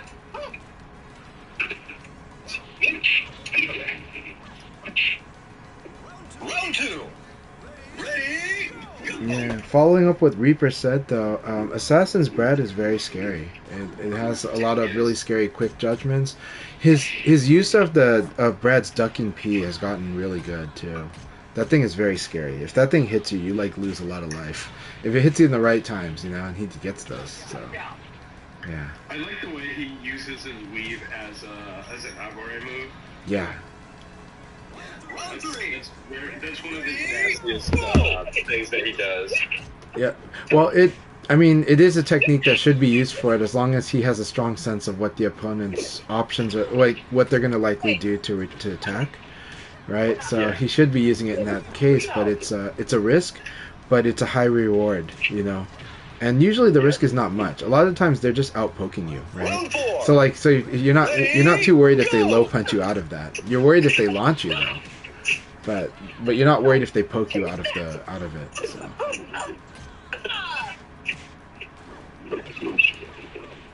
Game audio is coming really strong on somebody's mic. I think it's on Akai's because it's not coming from mine. But yeah, I thought it was from yours first though. So. Round five. No. Ready? Go. So let's see. For your information, good game. Top 8 starts in like 17 minutes. You free for On Guilty Gear. on Guilty Gear. What if Harada brings Aoki on stage? That would be awesome. It would be funny because it's like, you know, it's like high energy with low energy, but actually Harada's not even really high energy. He's just like moderate energy, but he's always trying to present that cool. But it's kind of a unique type of thing. So yeah, but Harada does have an aura. Aoki is like you know, I'm happy to be here vibe. You know, so kind of nervous to be here vibe. So, you know. So Yeah. He's a nice guy though. he's really cool. He's a really nice guy. He's cool. But it is cool that he brings in the fashion sense. You're like, man, this guy likes to dress up. You know, so like Aoki actually likes to dress up. Right, Harada's always in a suit.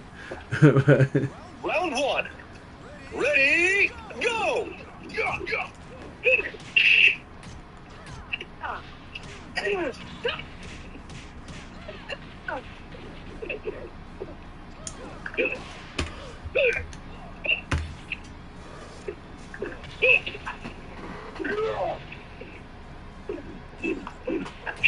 Hayes commented that they keep dropping the Lao's bound move in the combo. It's gonna come, and sometimes I drop it too. I drop it too when I rush, for me.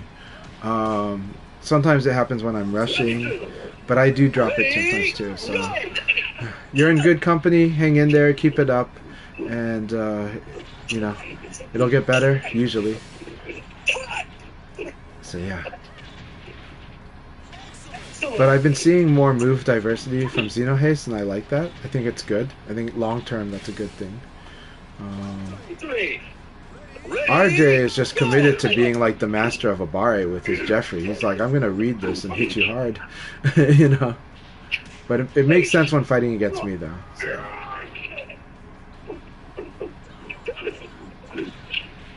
I really like seeing B Ninja in here. B Ninja fights both like they fight both like some level of aggressiveness and some level of passiveness. It's like a lot of momentum and inertia in their play. You know? Ready? Yeah, that's the main thing. You don't have to let him get started. Yeah. Because if he gets started, it can get really scary real quick. It can. Like Kadaj. Remember when Kadaj used to play a lot online? It is, yeah. It is like Kadash, yeah. And Kadash had some nice matches at Evo as well. You know, I was glad that they played in the Evo tournament.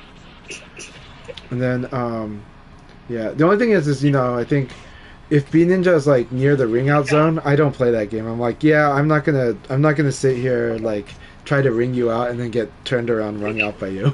You know, so because it's not that it's like super. It is scary. It's that Vanessa can really change the situation in weird ways. Like she hits you with like a punch parry, and suddenly the position's not what you expected, you know, and stuff like that. So like weird stuff happens. So I'm just like, yeah, I'm not doing this, you know. And those interactions. I mean, what I guess is I learned Round from one. Jimmy is Ready? Go. for a big launcher in the ring out position, Yeah, it tends to give good rewards. it does. Well, yeah, Like it's not as bad as you think it is. yes. Right, and that's why I'm afraid of B Ninja. It's just that one moment where I do a low and they're gonna do the jig, like Vanessa's knee, right? And I'm just like crap. And Superman Punch is gonna do a Superman Punch can do a ring out from like corner from almost near the corner to the opposite side to the adjacent side, you know. So there's like a lot of weird situations, and I'm just like I don't want to get rung out. Like Leon's good at ringing out. I can ring you out from near the middle of the ring, so I'll do that. You know, I'm just gonna stay back here. You know? So yeah, but that's but it's also, you know, B Ninja I think should know that means I have a lot of respect for their game. I'm not gonna put myself in that danger. You know, so. I'm like, I'm not going in there. Like, yeah, I'm confident I can win it by ring out, but I'm confident you can win by ring out too. You know, so it's like...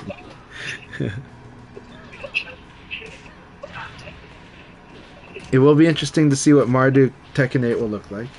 I do like the grapplers in Tekken 8. I don't play them, but I think they're really important in that game. So.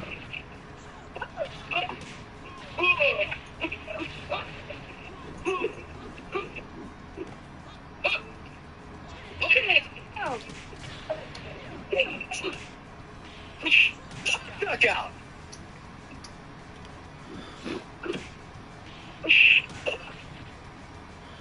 Round 4.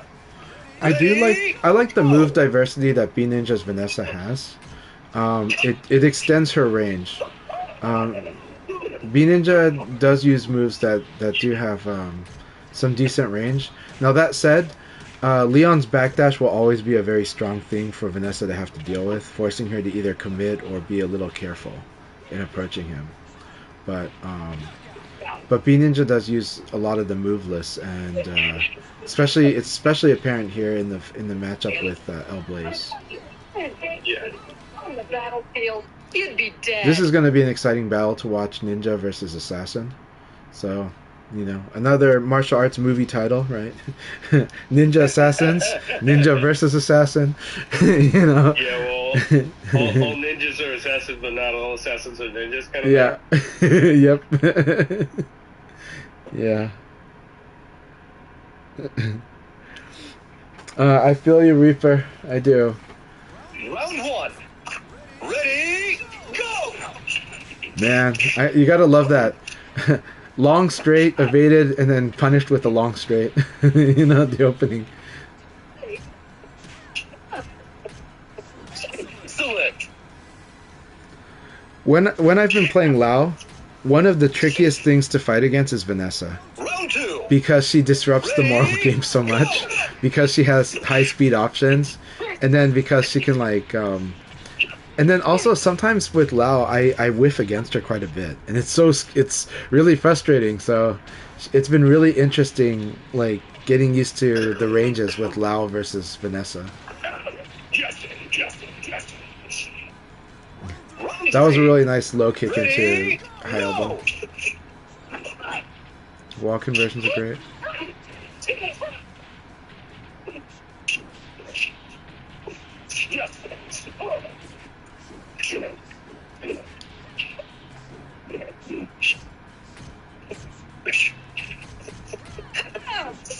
Knockout. No, that was a bad finish. Round 4. Well, it's Ready, go! it's good to use a fast attack there after evading Brad, just because if that Brad likes to string, then Yeah, it's true. then it's like then just using that is, especially if it's like a PK type of conversion, is great. Because that's like the thing that's been hard for me as Lao is it's really hard to evade punish people if they like to do strings, and it's just like this is so frustrating. You know, I was like, man, Leon has an 11 frame jab, so it makes it a lot easier. But so I think B Ninja's choice was had good insight into it, and it was I'm definitely going to try to win this out here. They don't have much health left, but also there's this chance that if I do anything slower, I'm going to get hit by his string. Knockout. All right, good battle.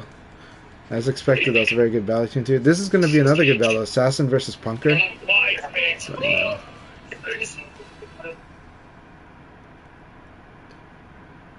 Assassin versus Punker should be very fun.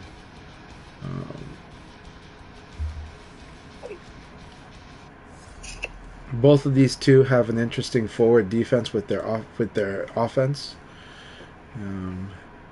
Assassin is more on the assertive side than Punker, but they're both pretty assertive, so should be very good.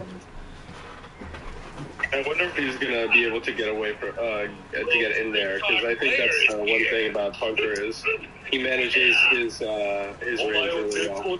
He manages his range really well. It's one of his strongest feats. Go!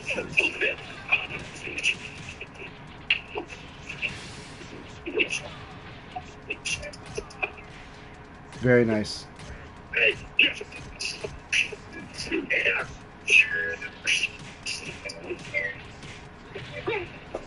Knockout!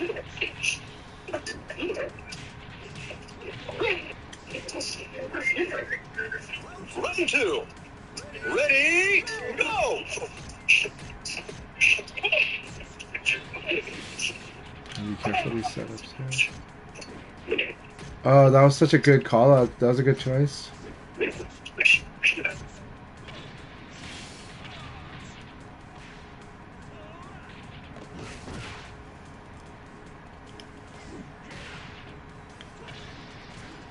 Good on him delaying that. Very. That was excellent. Yeah.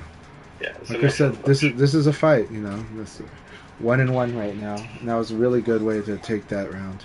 Ready, go!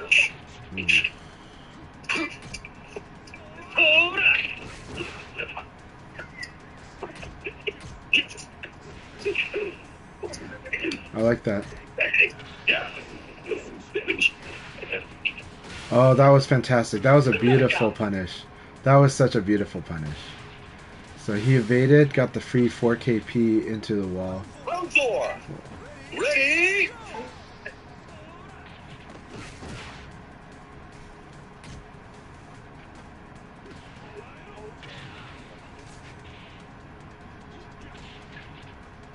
Hear you, man. Oh, you can hear me now? Okay. Yeah. Yep, we can hear you now. Okay, the last 5 or 10 minutes I was trying, for some reason Discord didn't seem to be working correctly. Okay. But after the last league battle, I am going to have to run. Family would like to go have dim sum today, so... I like the timing, though, because the timing is like after all the Asian families have finished having dim sum. You know? Well, if you leave too late, though, you get the kind of the leftover dim sum that The place I go to, they make dim sum 24 like the whole day, so it should be okay. The whole day. Okay. Yeah, Never so I'm mind like then. okay, yeah, so we don't have to worry about like that. But that is a real dynamic. That's why all the families love to be there early, you know, get all the fresh dim sum, you know, and everything really good. So should be okay.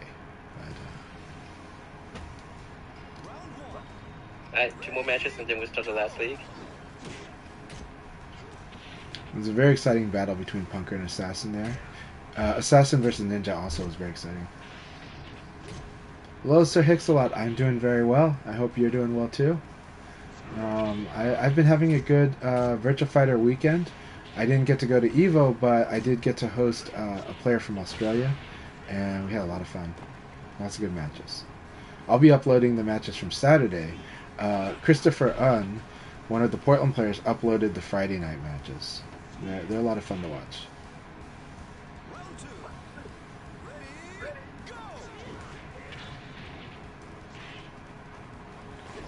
I think when Elson goes to Colorado, those matches are going to be really, really fun to watch. He's going to learn so much from the diversity of the players there, and from everybody that's going to be in attendance.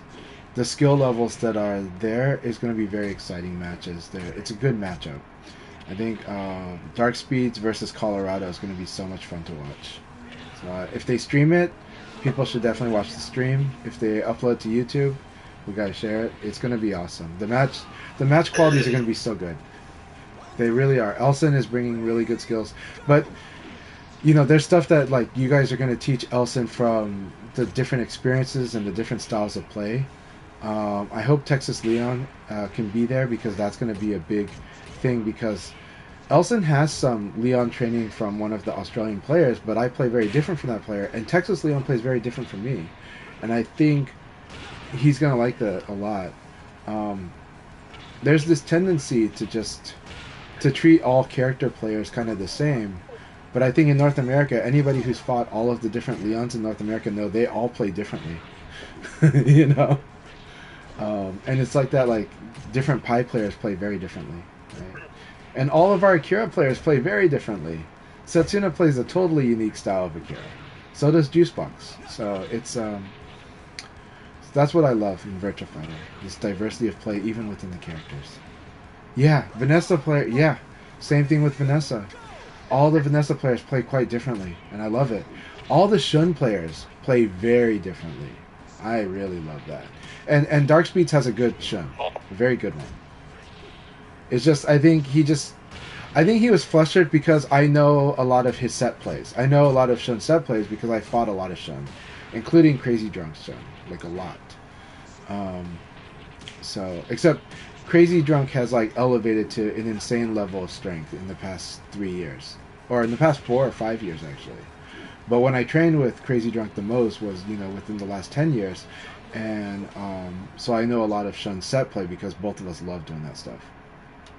Dusty Carlman versus Elson would be a lot of fun. I can't wait to see that. Can't wait to see that. Yeah, everyone has their nuance. That's why I love how expressive Virtua Fighter is. I think Akai and Setsuna, I think you guys can agree that you guys like the expressiveness of this game. Oh yeah. Yep. It's just like Akai's Jeffrey is really fun to fight against. He beat me up today. And it's very different. Same thing with Space Time, who did get to play on Friday night. And I think I assume I was facing a groggy change guy though. So. What I said on stream was that I was inputting slow, and I don't know the reason for it, but I was. I'm like, he's gonna do a low here, so I'm gonna crush it, but I did it late, and I got low punch twice in a row. I'm trying to do 8K, and 8K is a move that instantly, like, crushes the low. It's when, like, right away, it's like in hop state. But that's okay. I was just like, well, that's a self-assessment. What do I do? And I still won the league battle, so I'm happy. But what did I? I don't know. But it was a really good match, and you made very good plays and reads. You're very patient, right? I couldn't lock you into a moral thing, right? It wasn't going to be like we were going back and forth attack. So maybe that was the reason I was responding, like I was not as sharp, right? Was because you're not playing in this. I was making I just made that comment because you were just rolled up. Yeah. But, all right, we're going to start the third league now. All right. Good luck, everyone. Good luck. Have fun. Good luck, guys.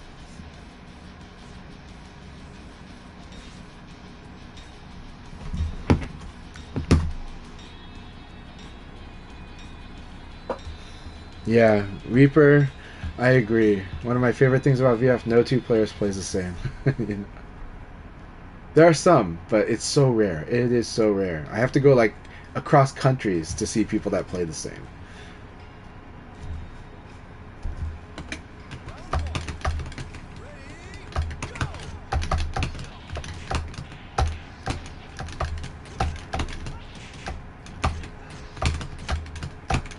All right. Doing good. So what's happening here is I can't evade. He's not buffering, and that's okay. That's okay that he's not buffering. It's we'll say that he is delaying, and so we're dealing with delay attacks. So if I do evade, I have to backdash evade, right? Like something like that. But it also means that I can launch him with counter hit launchers more likely if he's delaying, right? So if he's, and it doesn't mean he's only delaying. So like I have to worry about, is he going to consistently do this? So if he does consistently do this, evading is bad, but going for counter hit launcher is good. Right.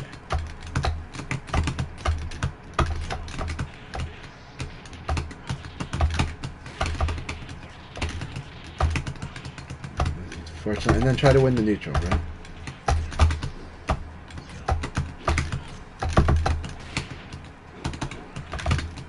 All right, very good game, very good round. Here we go. Here we go, Z-Nice. Keep it up. Alright, just remember that strings are going to happen. Now we're going to lock him into side turn. You got to defend.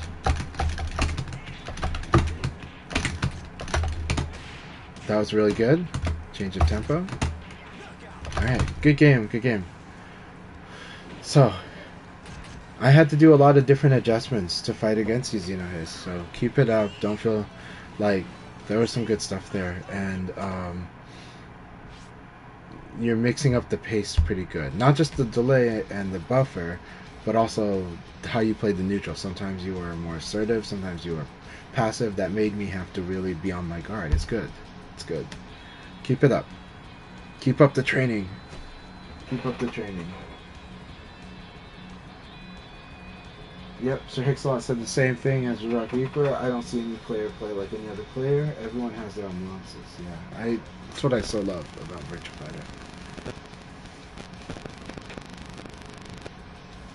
It makes the title of the game make more sense, right? So...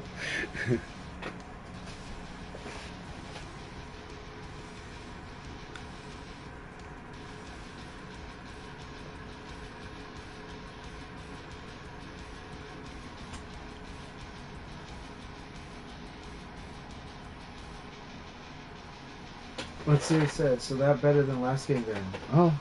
I looked them all different traits, you know, there's all different things that each game provides. So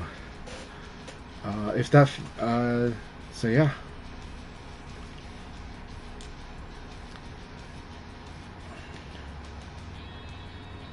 The thing is, I'm really happy seeing you work on a lot of different things in your play, not just one or two things. And this is, it can be a hard path, but it's a good one. It overall improves your game at a better rate, even if right away it doesn't feel that way. In the short term, it can feel very painful, but it adds up and you get stronger and stronger. So keep it up.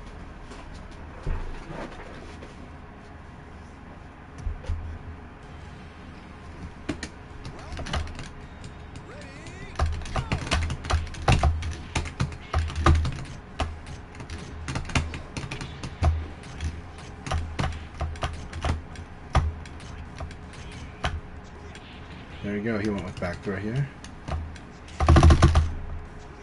He went with back throw here.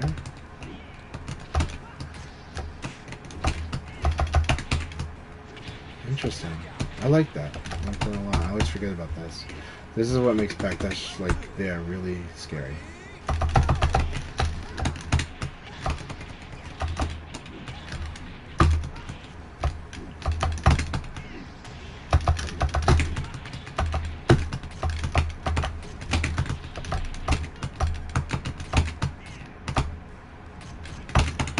That was punishable.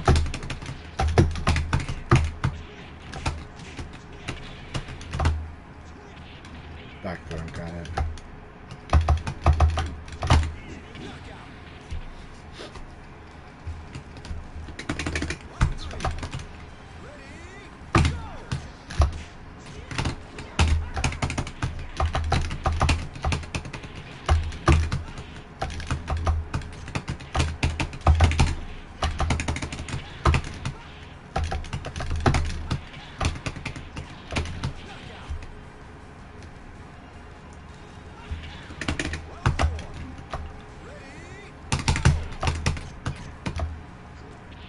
Very good, you went to neutral now.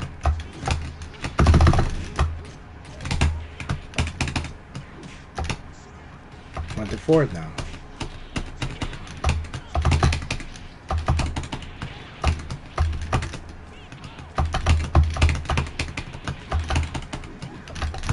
Yeah. Right now I'm not confident about how much I can mess up the ring out, so I'll just go for damage. I will work on ringing out high fence more a little later, but right now I'm just not confident in it. And so there are Eileen I am, but a lot of characters like Lei Fei I'm just like I think it will mess up, so I'm kind of afraid to try. But Leon can do, usually if Leon has it, he can do stuff like PKP to carry them into the ring out. And so I got to work on that. It's something I got to add. So it's a very good point that you bring up, and it's something I do got to work on. Because high fence ring out is really important to be able to. At a high level, you need to be able to take those opportunities and just take the round outright. And too many times where you can lose it because Virtua Fighter is a game where you can fight your way out of a paper bag. So even if you've got a sliver of health, you can win. I've done it so many times, and it's been done to me so many times. So being able to just seal the deal with a ring out is just really clean and the best. So mastering ring out's really important in this game.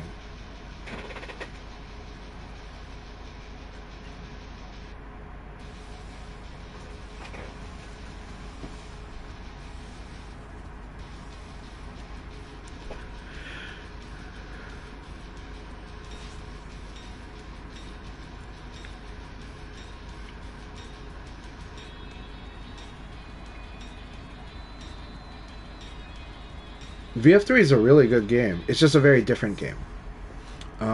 I think Virtua Fighter 3 is an awesome analog Virtua Fighter game. I love Virtua Fighter 3 a lot.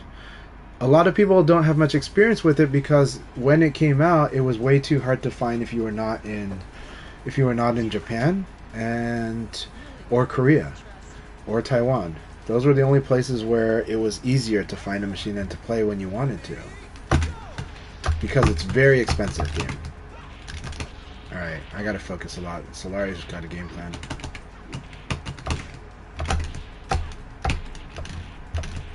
That was good.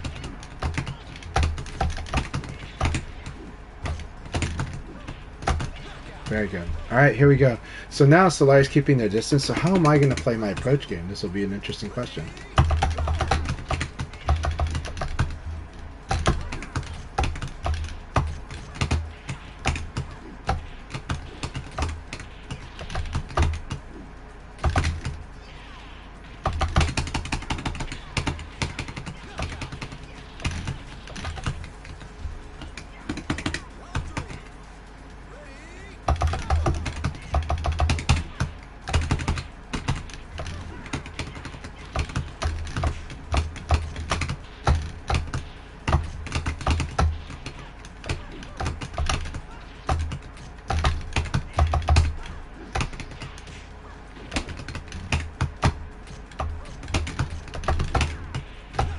Very good.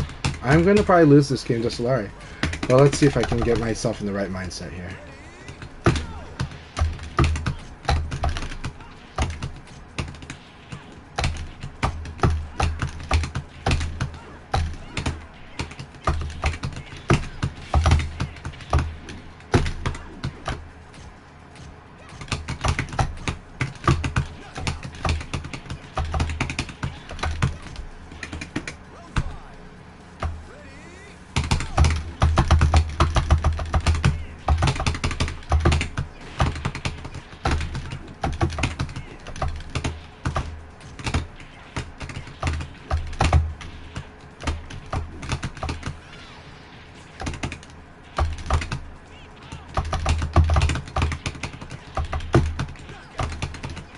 Okay. There's something I do want to say to Sarah players, including Solari and Swan. Okay, here's what I want to say. The Risk, Okizeme. Sarah has some of the best Okizeme in the game. I think she has the best Okizeme in the game. That said, there is a downside to doing Flamingo as Okizeme like too much. What's the downside? If I can mess with the timing of waking up and then I find those moments where I wake up late and you overcommit and you end up like and you overcommit, you attack too early. Flamingo is very vulnerable. You can't, like, you're not able to block. So rising attack becomes good. and stuff like that. So you have to be very careful about how you execute Flamingo on Okizeme against somebody that's changing the timing of waking up. So that's what I do want to say, because it was a theme when I fought against Dark Speeds as well. Remember, Okizeme, the person doing Okizeme has all the advantages, all the upsides, but the person waking up gets to mess with the timing. And that messing with the timing is enough to really screw things over for the Okizeme if it's too same. Man, I thought I got to evade dash in here. Dash evade.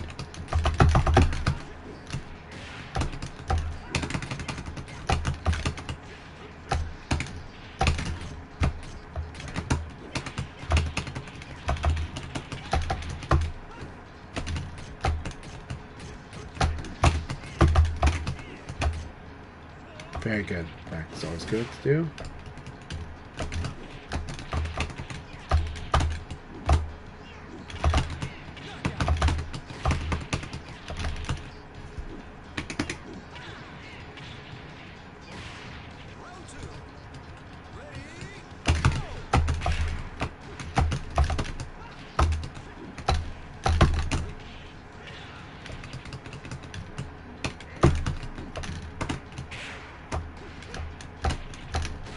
Wrong way. Okay, back. Same as always. Same as it always is.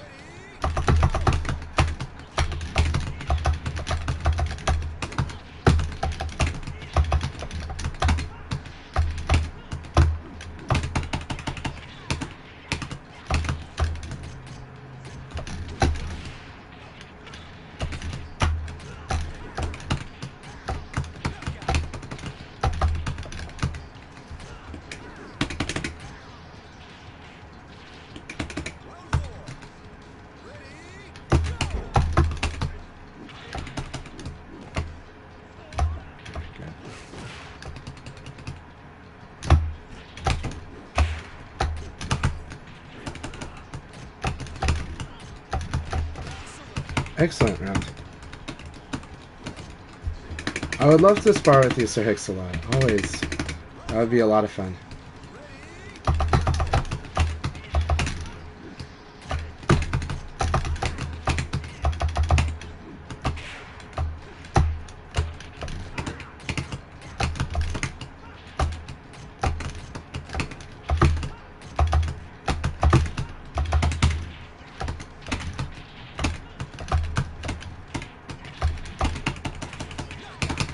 Alright, really good battle, Punker. That was so much fun. That was a lot of fun.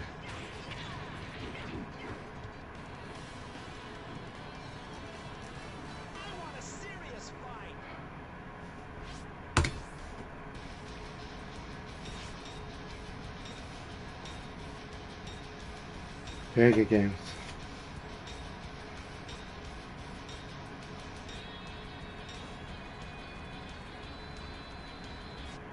Right, here we go.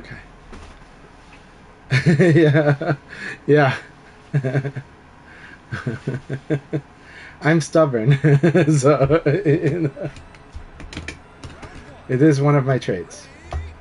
As Shadosha puts it, Chancha don't give a fuck.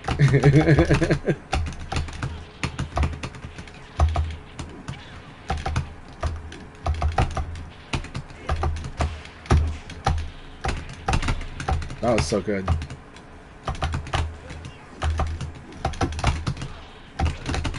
Man.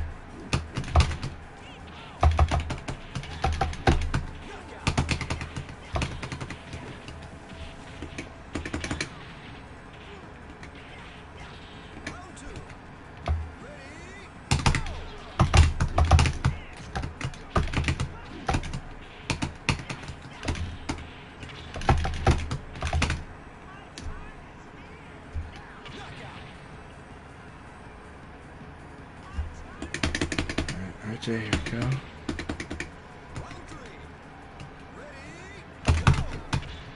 Really good.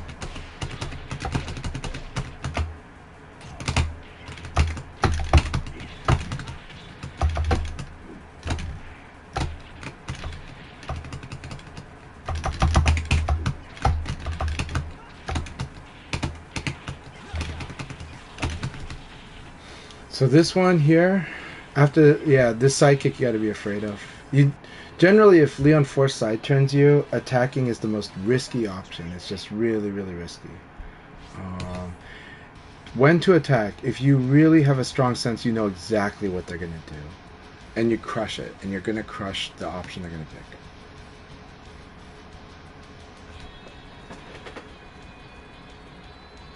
I think that sounds good, man. That's awesome. You know, I wish I had a little brother to play VF with because it's awesome to play with a brother. I've seen a lot of brother teams like Colorado, Texas Leon, and Juno Synth. Those are two brothers that are really, really strong at VF. They get to fight each other. I have a son, but that's a little different, you know. So, good thing with brothers, right? Brothers can really fight each other really hard and go at it, you know. Father and son, I have to find a balance. I can't just beat up my son, even though normally I kind of feel like that's the way to go, but I found that that's not everyone can deal with that, and it's a little much. So it's something I had no trouble dealing with when I was young because I was the type that I'll just keep fighting. But it's different for each person. In fighting games, like I play strong, and I try to show them how to play strong. And the thing is, they can play strong. Like I see skills in my son in the games that we play, and so that's why I push him harder. So I don't give away wins, and so it's like, okay, he's very good at this, and I can see where this is getting stronger, you know.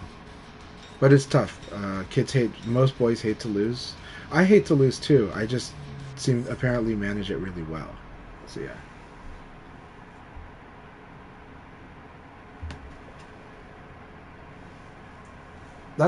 Sir Hixlot, what you're describing is kind of the way that I approach fighting games. So I try to learn how to win combat first and then combos later. So you know, that's just what makes sense to me, right? But I'm very aggressive, so people are surprised, like, well, if that's how you play, why are you so aggressive? Because that's how you see people's weaknesses, right?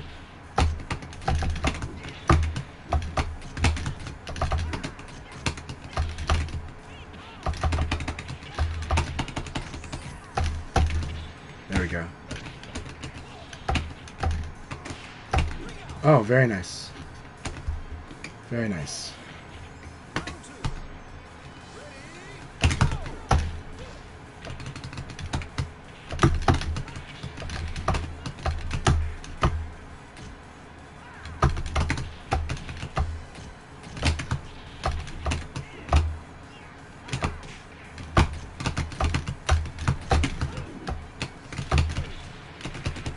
I have no idea what to do against Akai, to be honest, right now. Like, he doesn't give a rhythm, so, which is a good thing. Right, so here, it's really good that he does a bar now. So he's trained himself to a bar this situation. That's very good for me, though, too.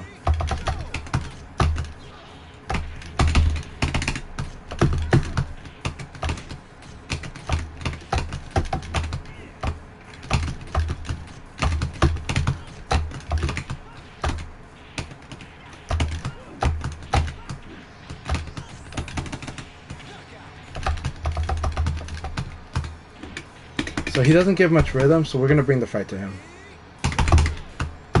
We're going to try.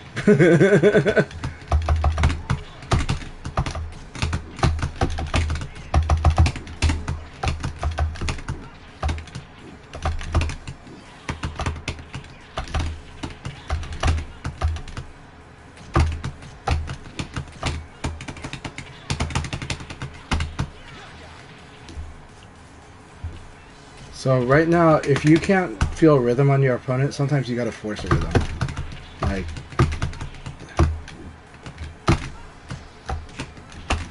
very good. So he's just making up on a lot of low punch, right? So let's mess with that.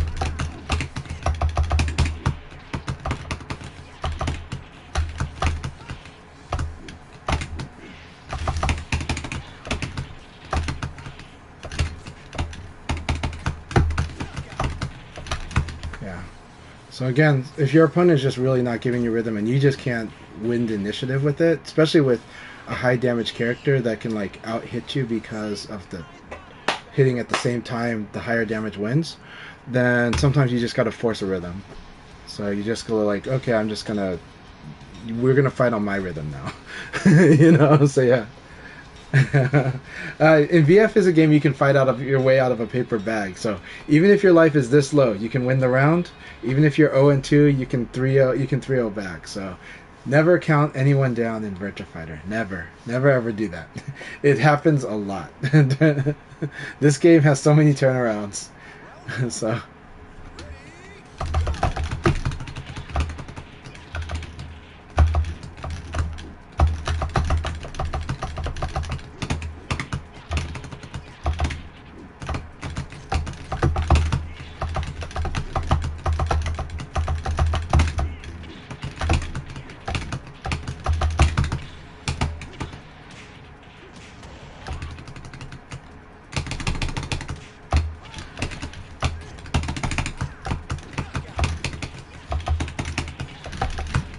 That low punch was so risky because of how much he likes to hop kick.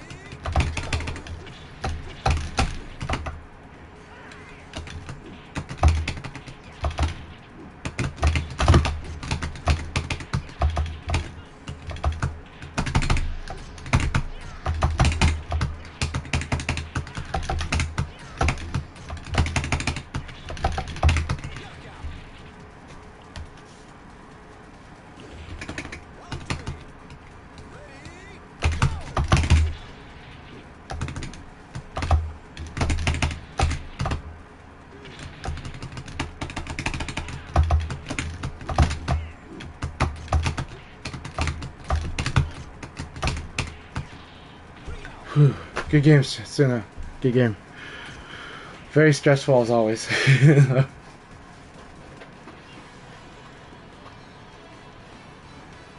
Yeah, that happens, dude. I feel you, seriously. It happens so much in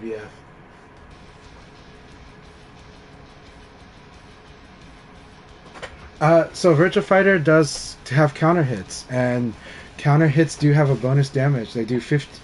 So that initial hit that does the counter hit, it gets a 50% damage bonus on a counter hit. Meaning, when you hit your opponent when they're in the startup frames of their attack, then yeah, you get like plus 50% damage for that one attack. It also has a recovery hit bonus. So if you hit somebody their attack is recovering, plus 25%. And then also if you hit somebody from the side, plus 25%. Yeah, you can totally do that. Yes, 100%. You remember correctly. And VF 1, 2, and 3 are very high damage games. They're high damage just on the counter hit. Yeah. You saw it correctly. You saw it better than I did. But yeah, you saw it very correctly.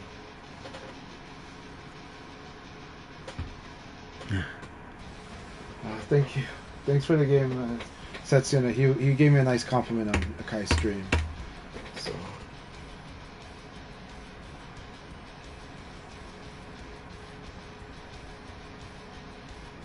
But yeah, that mechanic's still alive and well. Now the damages are different. In Virtua Fighter 3, a lot of times you can do combos that do about a third life pretty easily. In Virtua Fighter 1 and 2, yeah, you just have incidental hits that do like a quarter life when you get a counter hit. So it can be very scary. Yeah.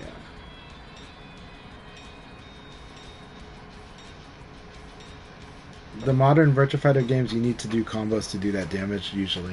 Though there are some that can do it. This is going to be hard. This is going to be really hard. Reaper is really frustrating to fight against. He plays this really strong moral style that's really annoying. And I have to be very, very cautious about what he does. And yeah. Like that. Like this.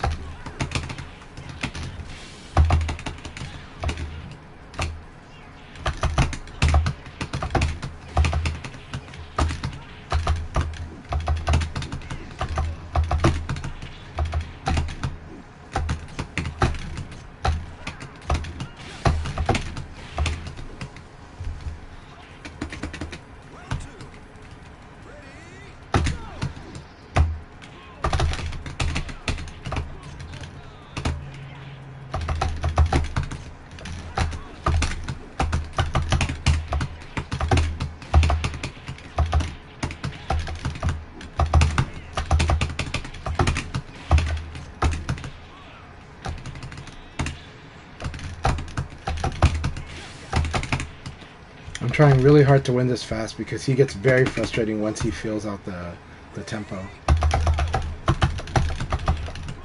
That is the most annoying part too. That one's just way too hard to deal with.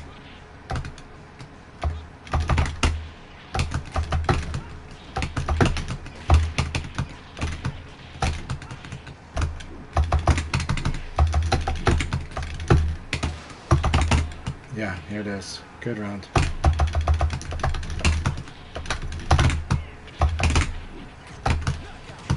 I screwed this up. I had a combo, but I didn't go for it.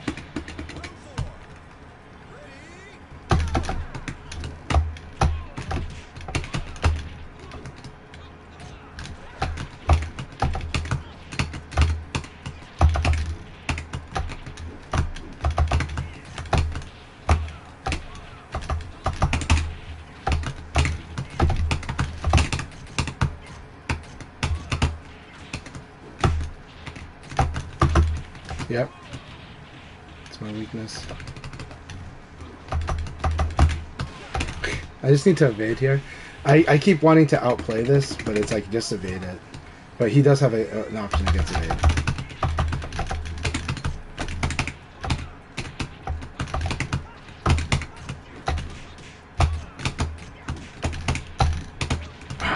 Nice delay. This is such a fun game.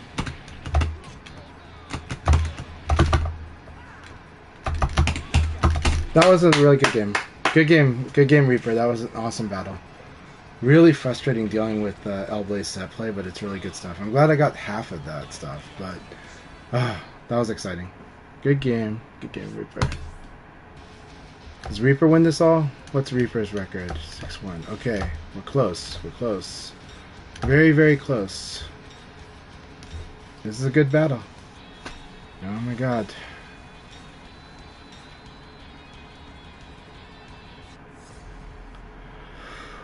Here we go, Beat Ninja. This gets really nuts. Especially at this range, this is actually can be very scary. So let's see how this goes. Beat Ninja does beat me in the third game a lot of times.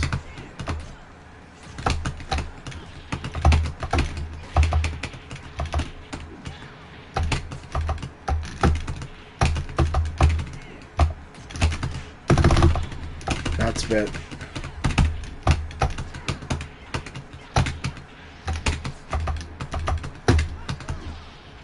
Yeah.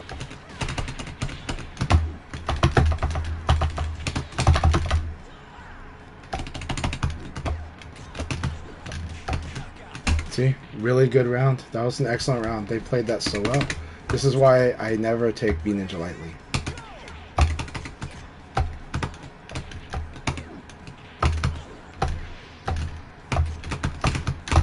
I should have won that.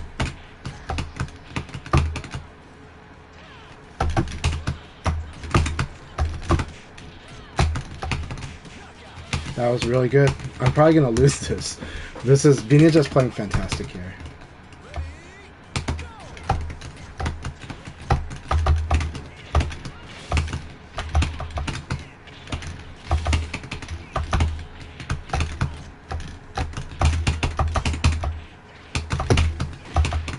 Shit.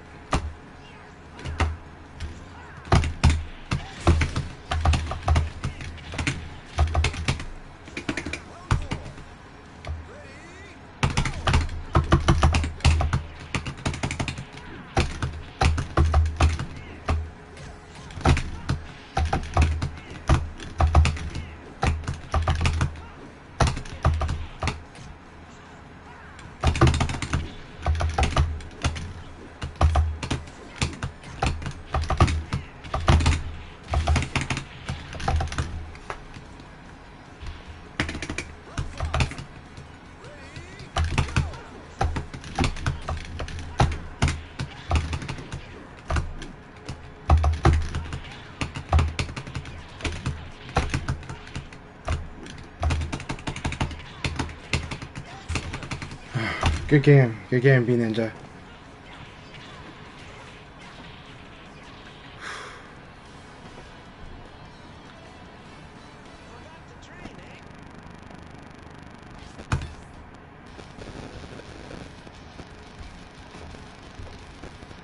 Oh, that was a very scary game.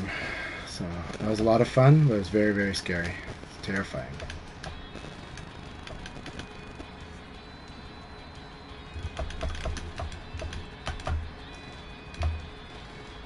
And like, Reaper and I are neck and neck right now. Zach, neck and neck. So, in fact, they have the advantage because I think they've got 2 games and I've got 1 game left. And Assassin, yeah, Reaper would be favored to win this league battle. He would be favored, but I'm gonna try. I'm gonna try really hard.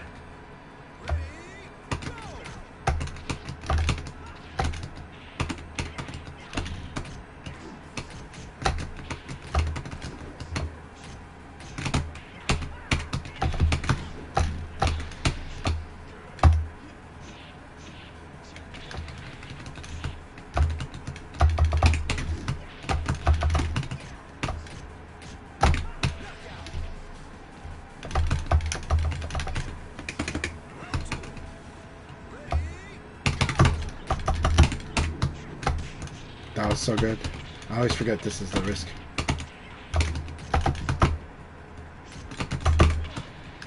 That was really good.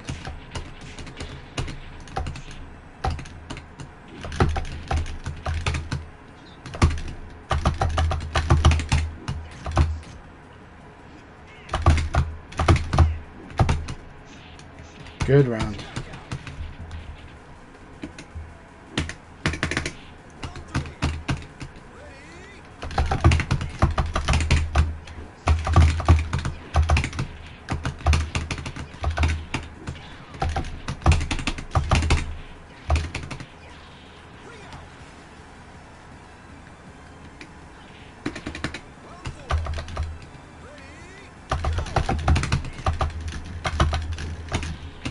Really?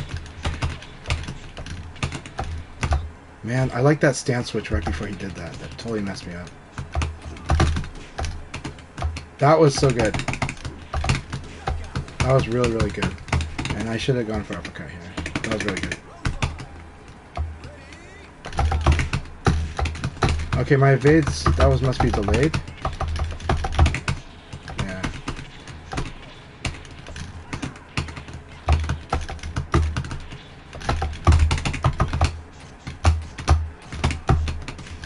Okay, he learned from that, so he went for the hook. That was really good.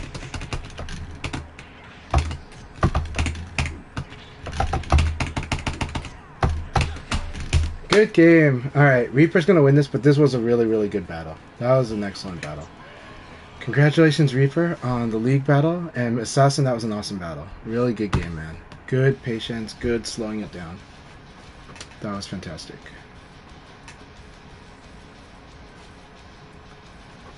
Alright, let's watch these matches.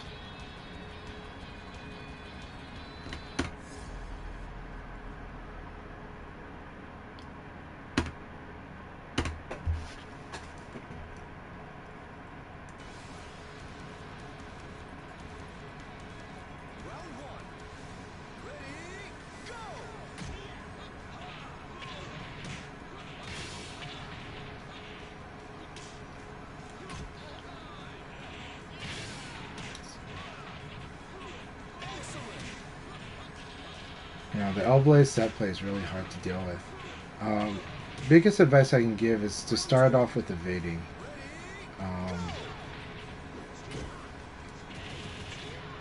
It's really rough, and you can lose big if you by evading, but at least by evading you'll force him to use the option that allows you to do other more conventional defense.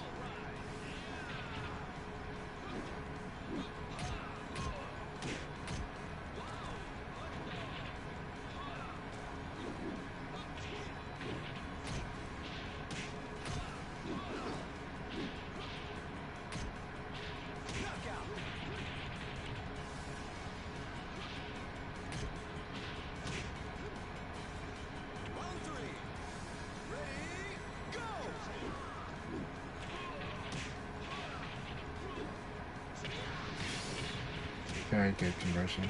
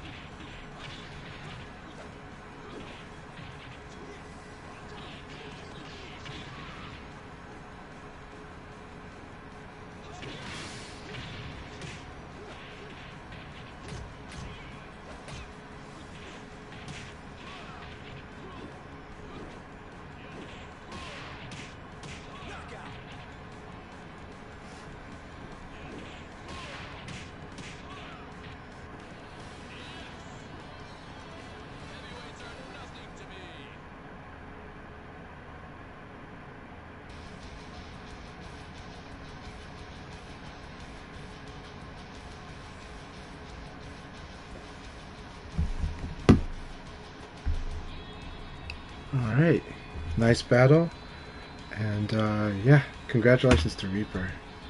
That was a really good league battle.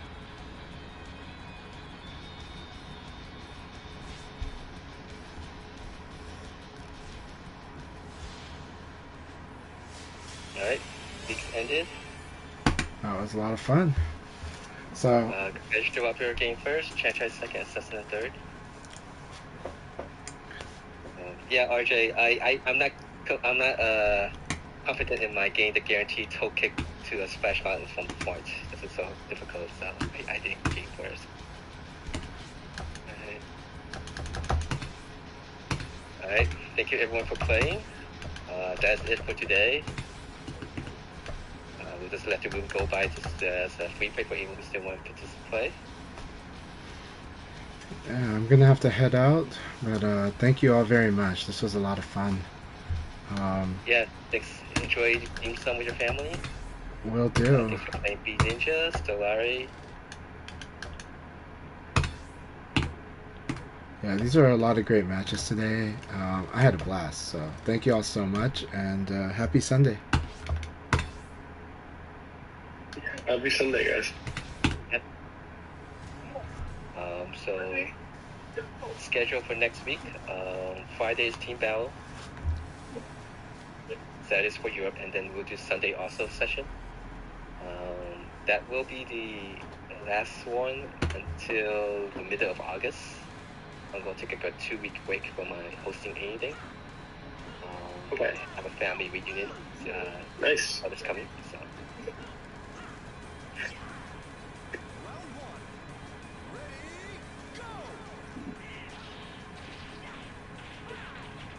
Yep, thanks for playing Condor.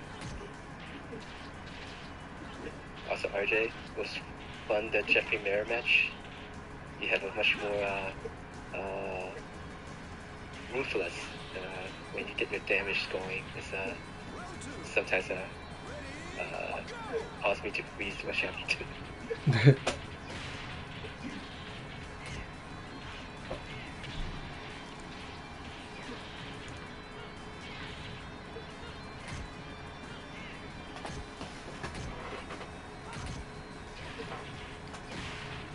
So, main events still for July. We do have a Tokyo Bay Area Cup on the Japan side, and also the Chabozu Cup. I don't have the exact date for that yet, but it's a 3-on-3 same character tournament, online tournament. It should be streamed through Tetsuko's State Appears YouTube channel. So, those are usually very fun to watch.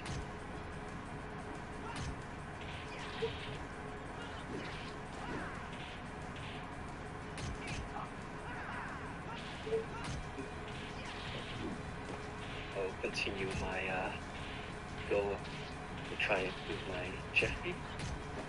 Get the top 25 judgment finish. Yeah, I should keep playing Pai so I don't completely forget her. Hey, later, Walk Reaper.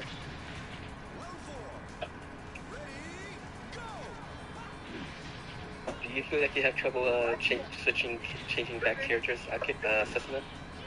Do you feel like it's always take a little bit of time before when switching back to switching characters? Or is it easy for you to get that? For me, it's sometimes yes, sometimes no. Like, I've been having so much fun playing Lao. And part of that is that Lao forces you to, like, to confirm, like, a lot. And, you know, responding to pressure, like, the way I apply my pressure, what I should do is very strongly dependent on, like, what type of hit I get. Like, more than normal, right? Because I play Leon in a way where I can kind of just, you know, crush options and stuff like that. So Lao's what some of the Asians call a more honest character. And so sometimes when I play that, it sharpens me up, and then I play Leon and I'm really sharpened up. But sometimes I'll play Lao and then I go switch back to Leon and I'm kind of playing in a, like, very confused way of playing. I've had both experiences. Most mostly my issue is when I'm trying to do the I block a guaranteed damage situation, or I want to do I anticipate my opponent going to throw, so I'm going to go for my combo launcher, and I do the exact wrong combo launcher. It sounds like I was used to using Vanessa's 9K to punish, and then I'm playing Jeffrey. Like, oh, that's not what I wanted to come out. Yeah. But Jeffrey's 6K is really, really good. But yeah. But it's a little different. Yeah. But it's always interesting. Like, I always like, man, this is such a great move. But when I'm playing now these characters and what I consider those great moves, there is definitely weaknesses to them. It's not as awesome as I thought they were. Yeah, for sure. I mean, well, it's just like if you play with just like blocking and attacking and moving, right? Go can be feeling very, very scary, you know. But when the opponent starts evading a lot of Go stuff, that can feel frustrating as the Go player until you learn how to mix up in a way to punish, like until you learn, like, you know, to throw people that sidestep, right? Or that when people that Go has a scary side turn game, actually, if he can force them into back turn and then do a lot of damage, you know. So a lot of times, every move has got its weakness. If you play Jackie and you overdo his smash uppercut, eventually you start to learn that, like, under certain situations, evade guarantees like a PK punish. You know, if it's evaded early, so then that changes where you know, like how you would use it, or depending on how the opponent sets that up. But it is hard for the opponent to do. You know, Beat Knuckle feels like ridiculously strong because of the accuracy of the Jackie player. If the Jackie player is very accurate in where they use Beat Knuckle, then it's one of the best moves in the game. But if they're just using it willy-nilly, then that move has a lot of weaknesses. You know? But we still think it's one of the best moves in the game, because it's just, if it gets recovery hit, he has a huge combo. And then that means that it's very terrifying to whiff a lot of stuff against Jackie. So yeah. But then you'll only see the upside then if that's the only way the Jackie player is using it.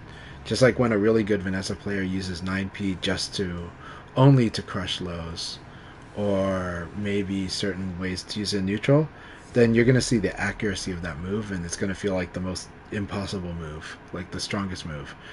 But then if she does it outside of those cases, she does it too loosely, then 9P is very vulnerable to someone that evades, that does like evade canceling, and it's vulnerable to people that crouch dash or just simply duck, and they just have to not hit the button too early. And so yeah, the more you play different characters and try to exploit their powerful moves, you start to see the weaknesses of the moves, and that, like I usually say, in most cases, there's multiple good answers for everything in this game. For almost everything in this game. So yeah. GG's. Alright, GG's. Everyone have a good one. I will catch you later. Yep. Drinking some. Thank you. Will do.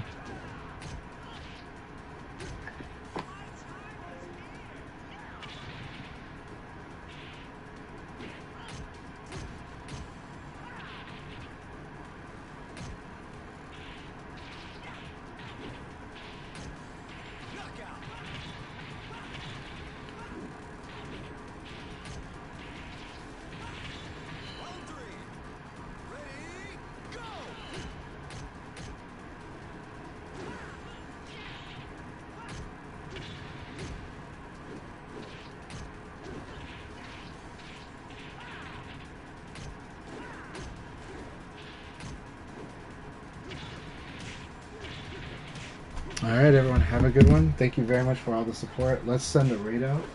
And this has been a blast, as always. I'm going to go take care of my family now. So, let's see.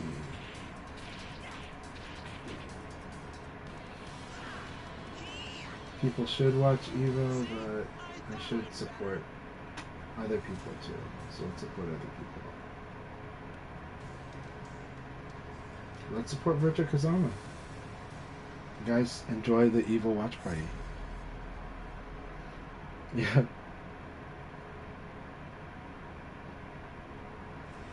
So, Pepetsu says, I'm sorry, but I can't get used to these skins. I still prefer the OG ones. Hey, I understand, no problem. But that's how it goes sometimes.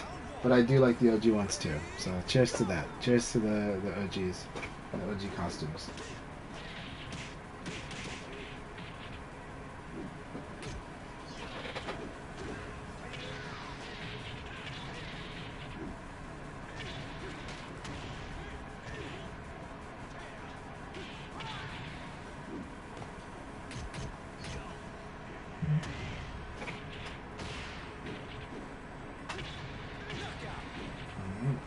Mm-hmm.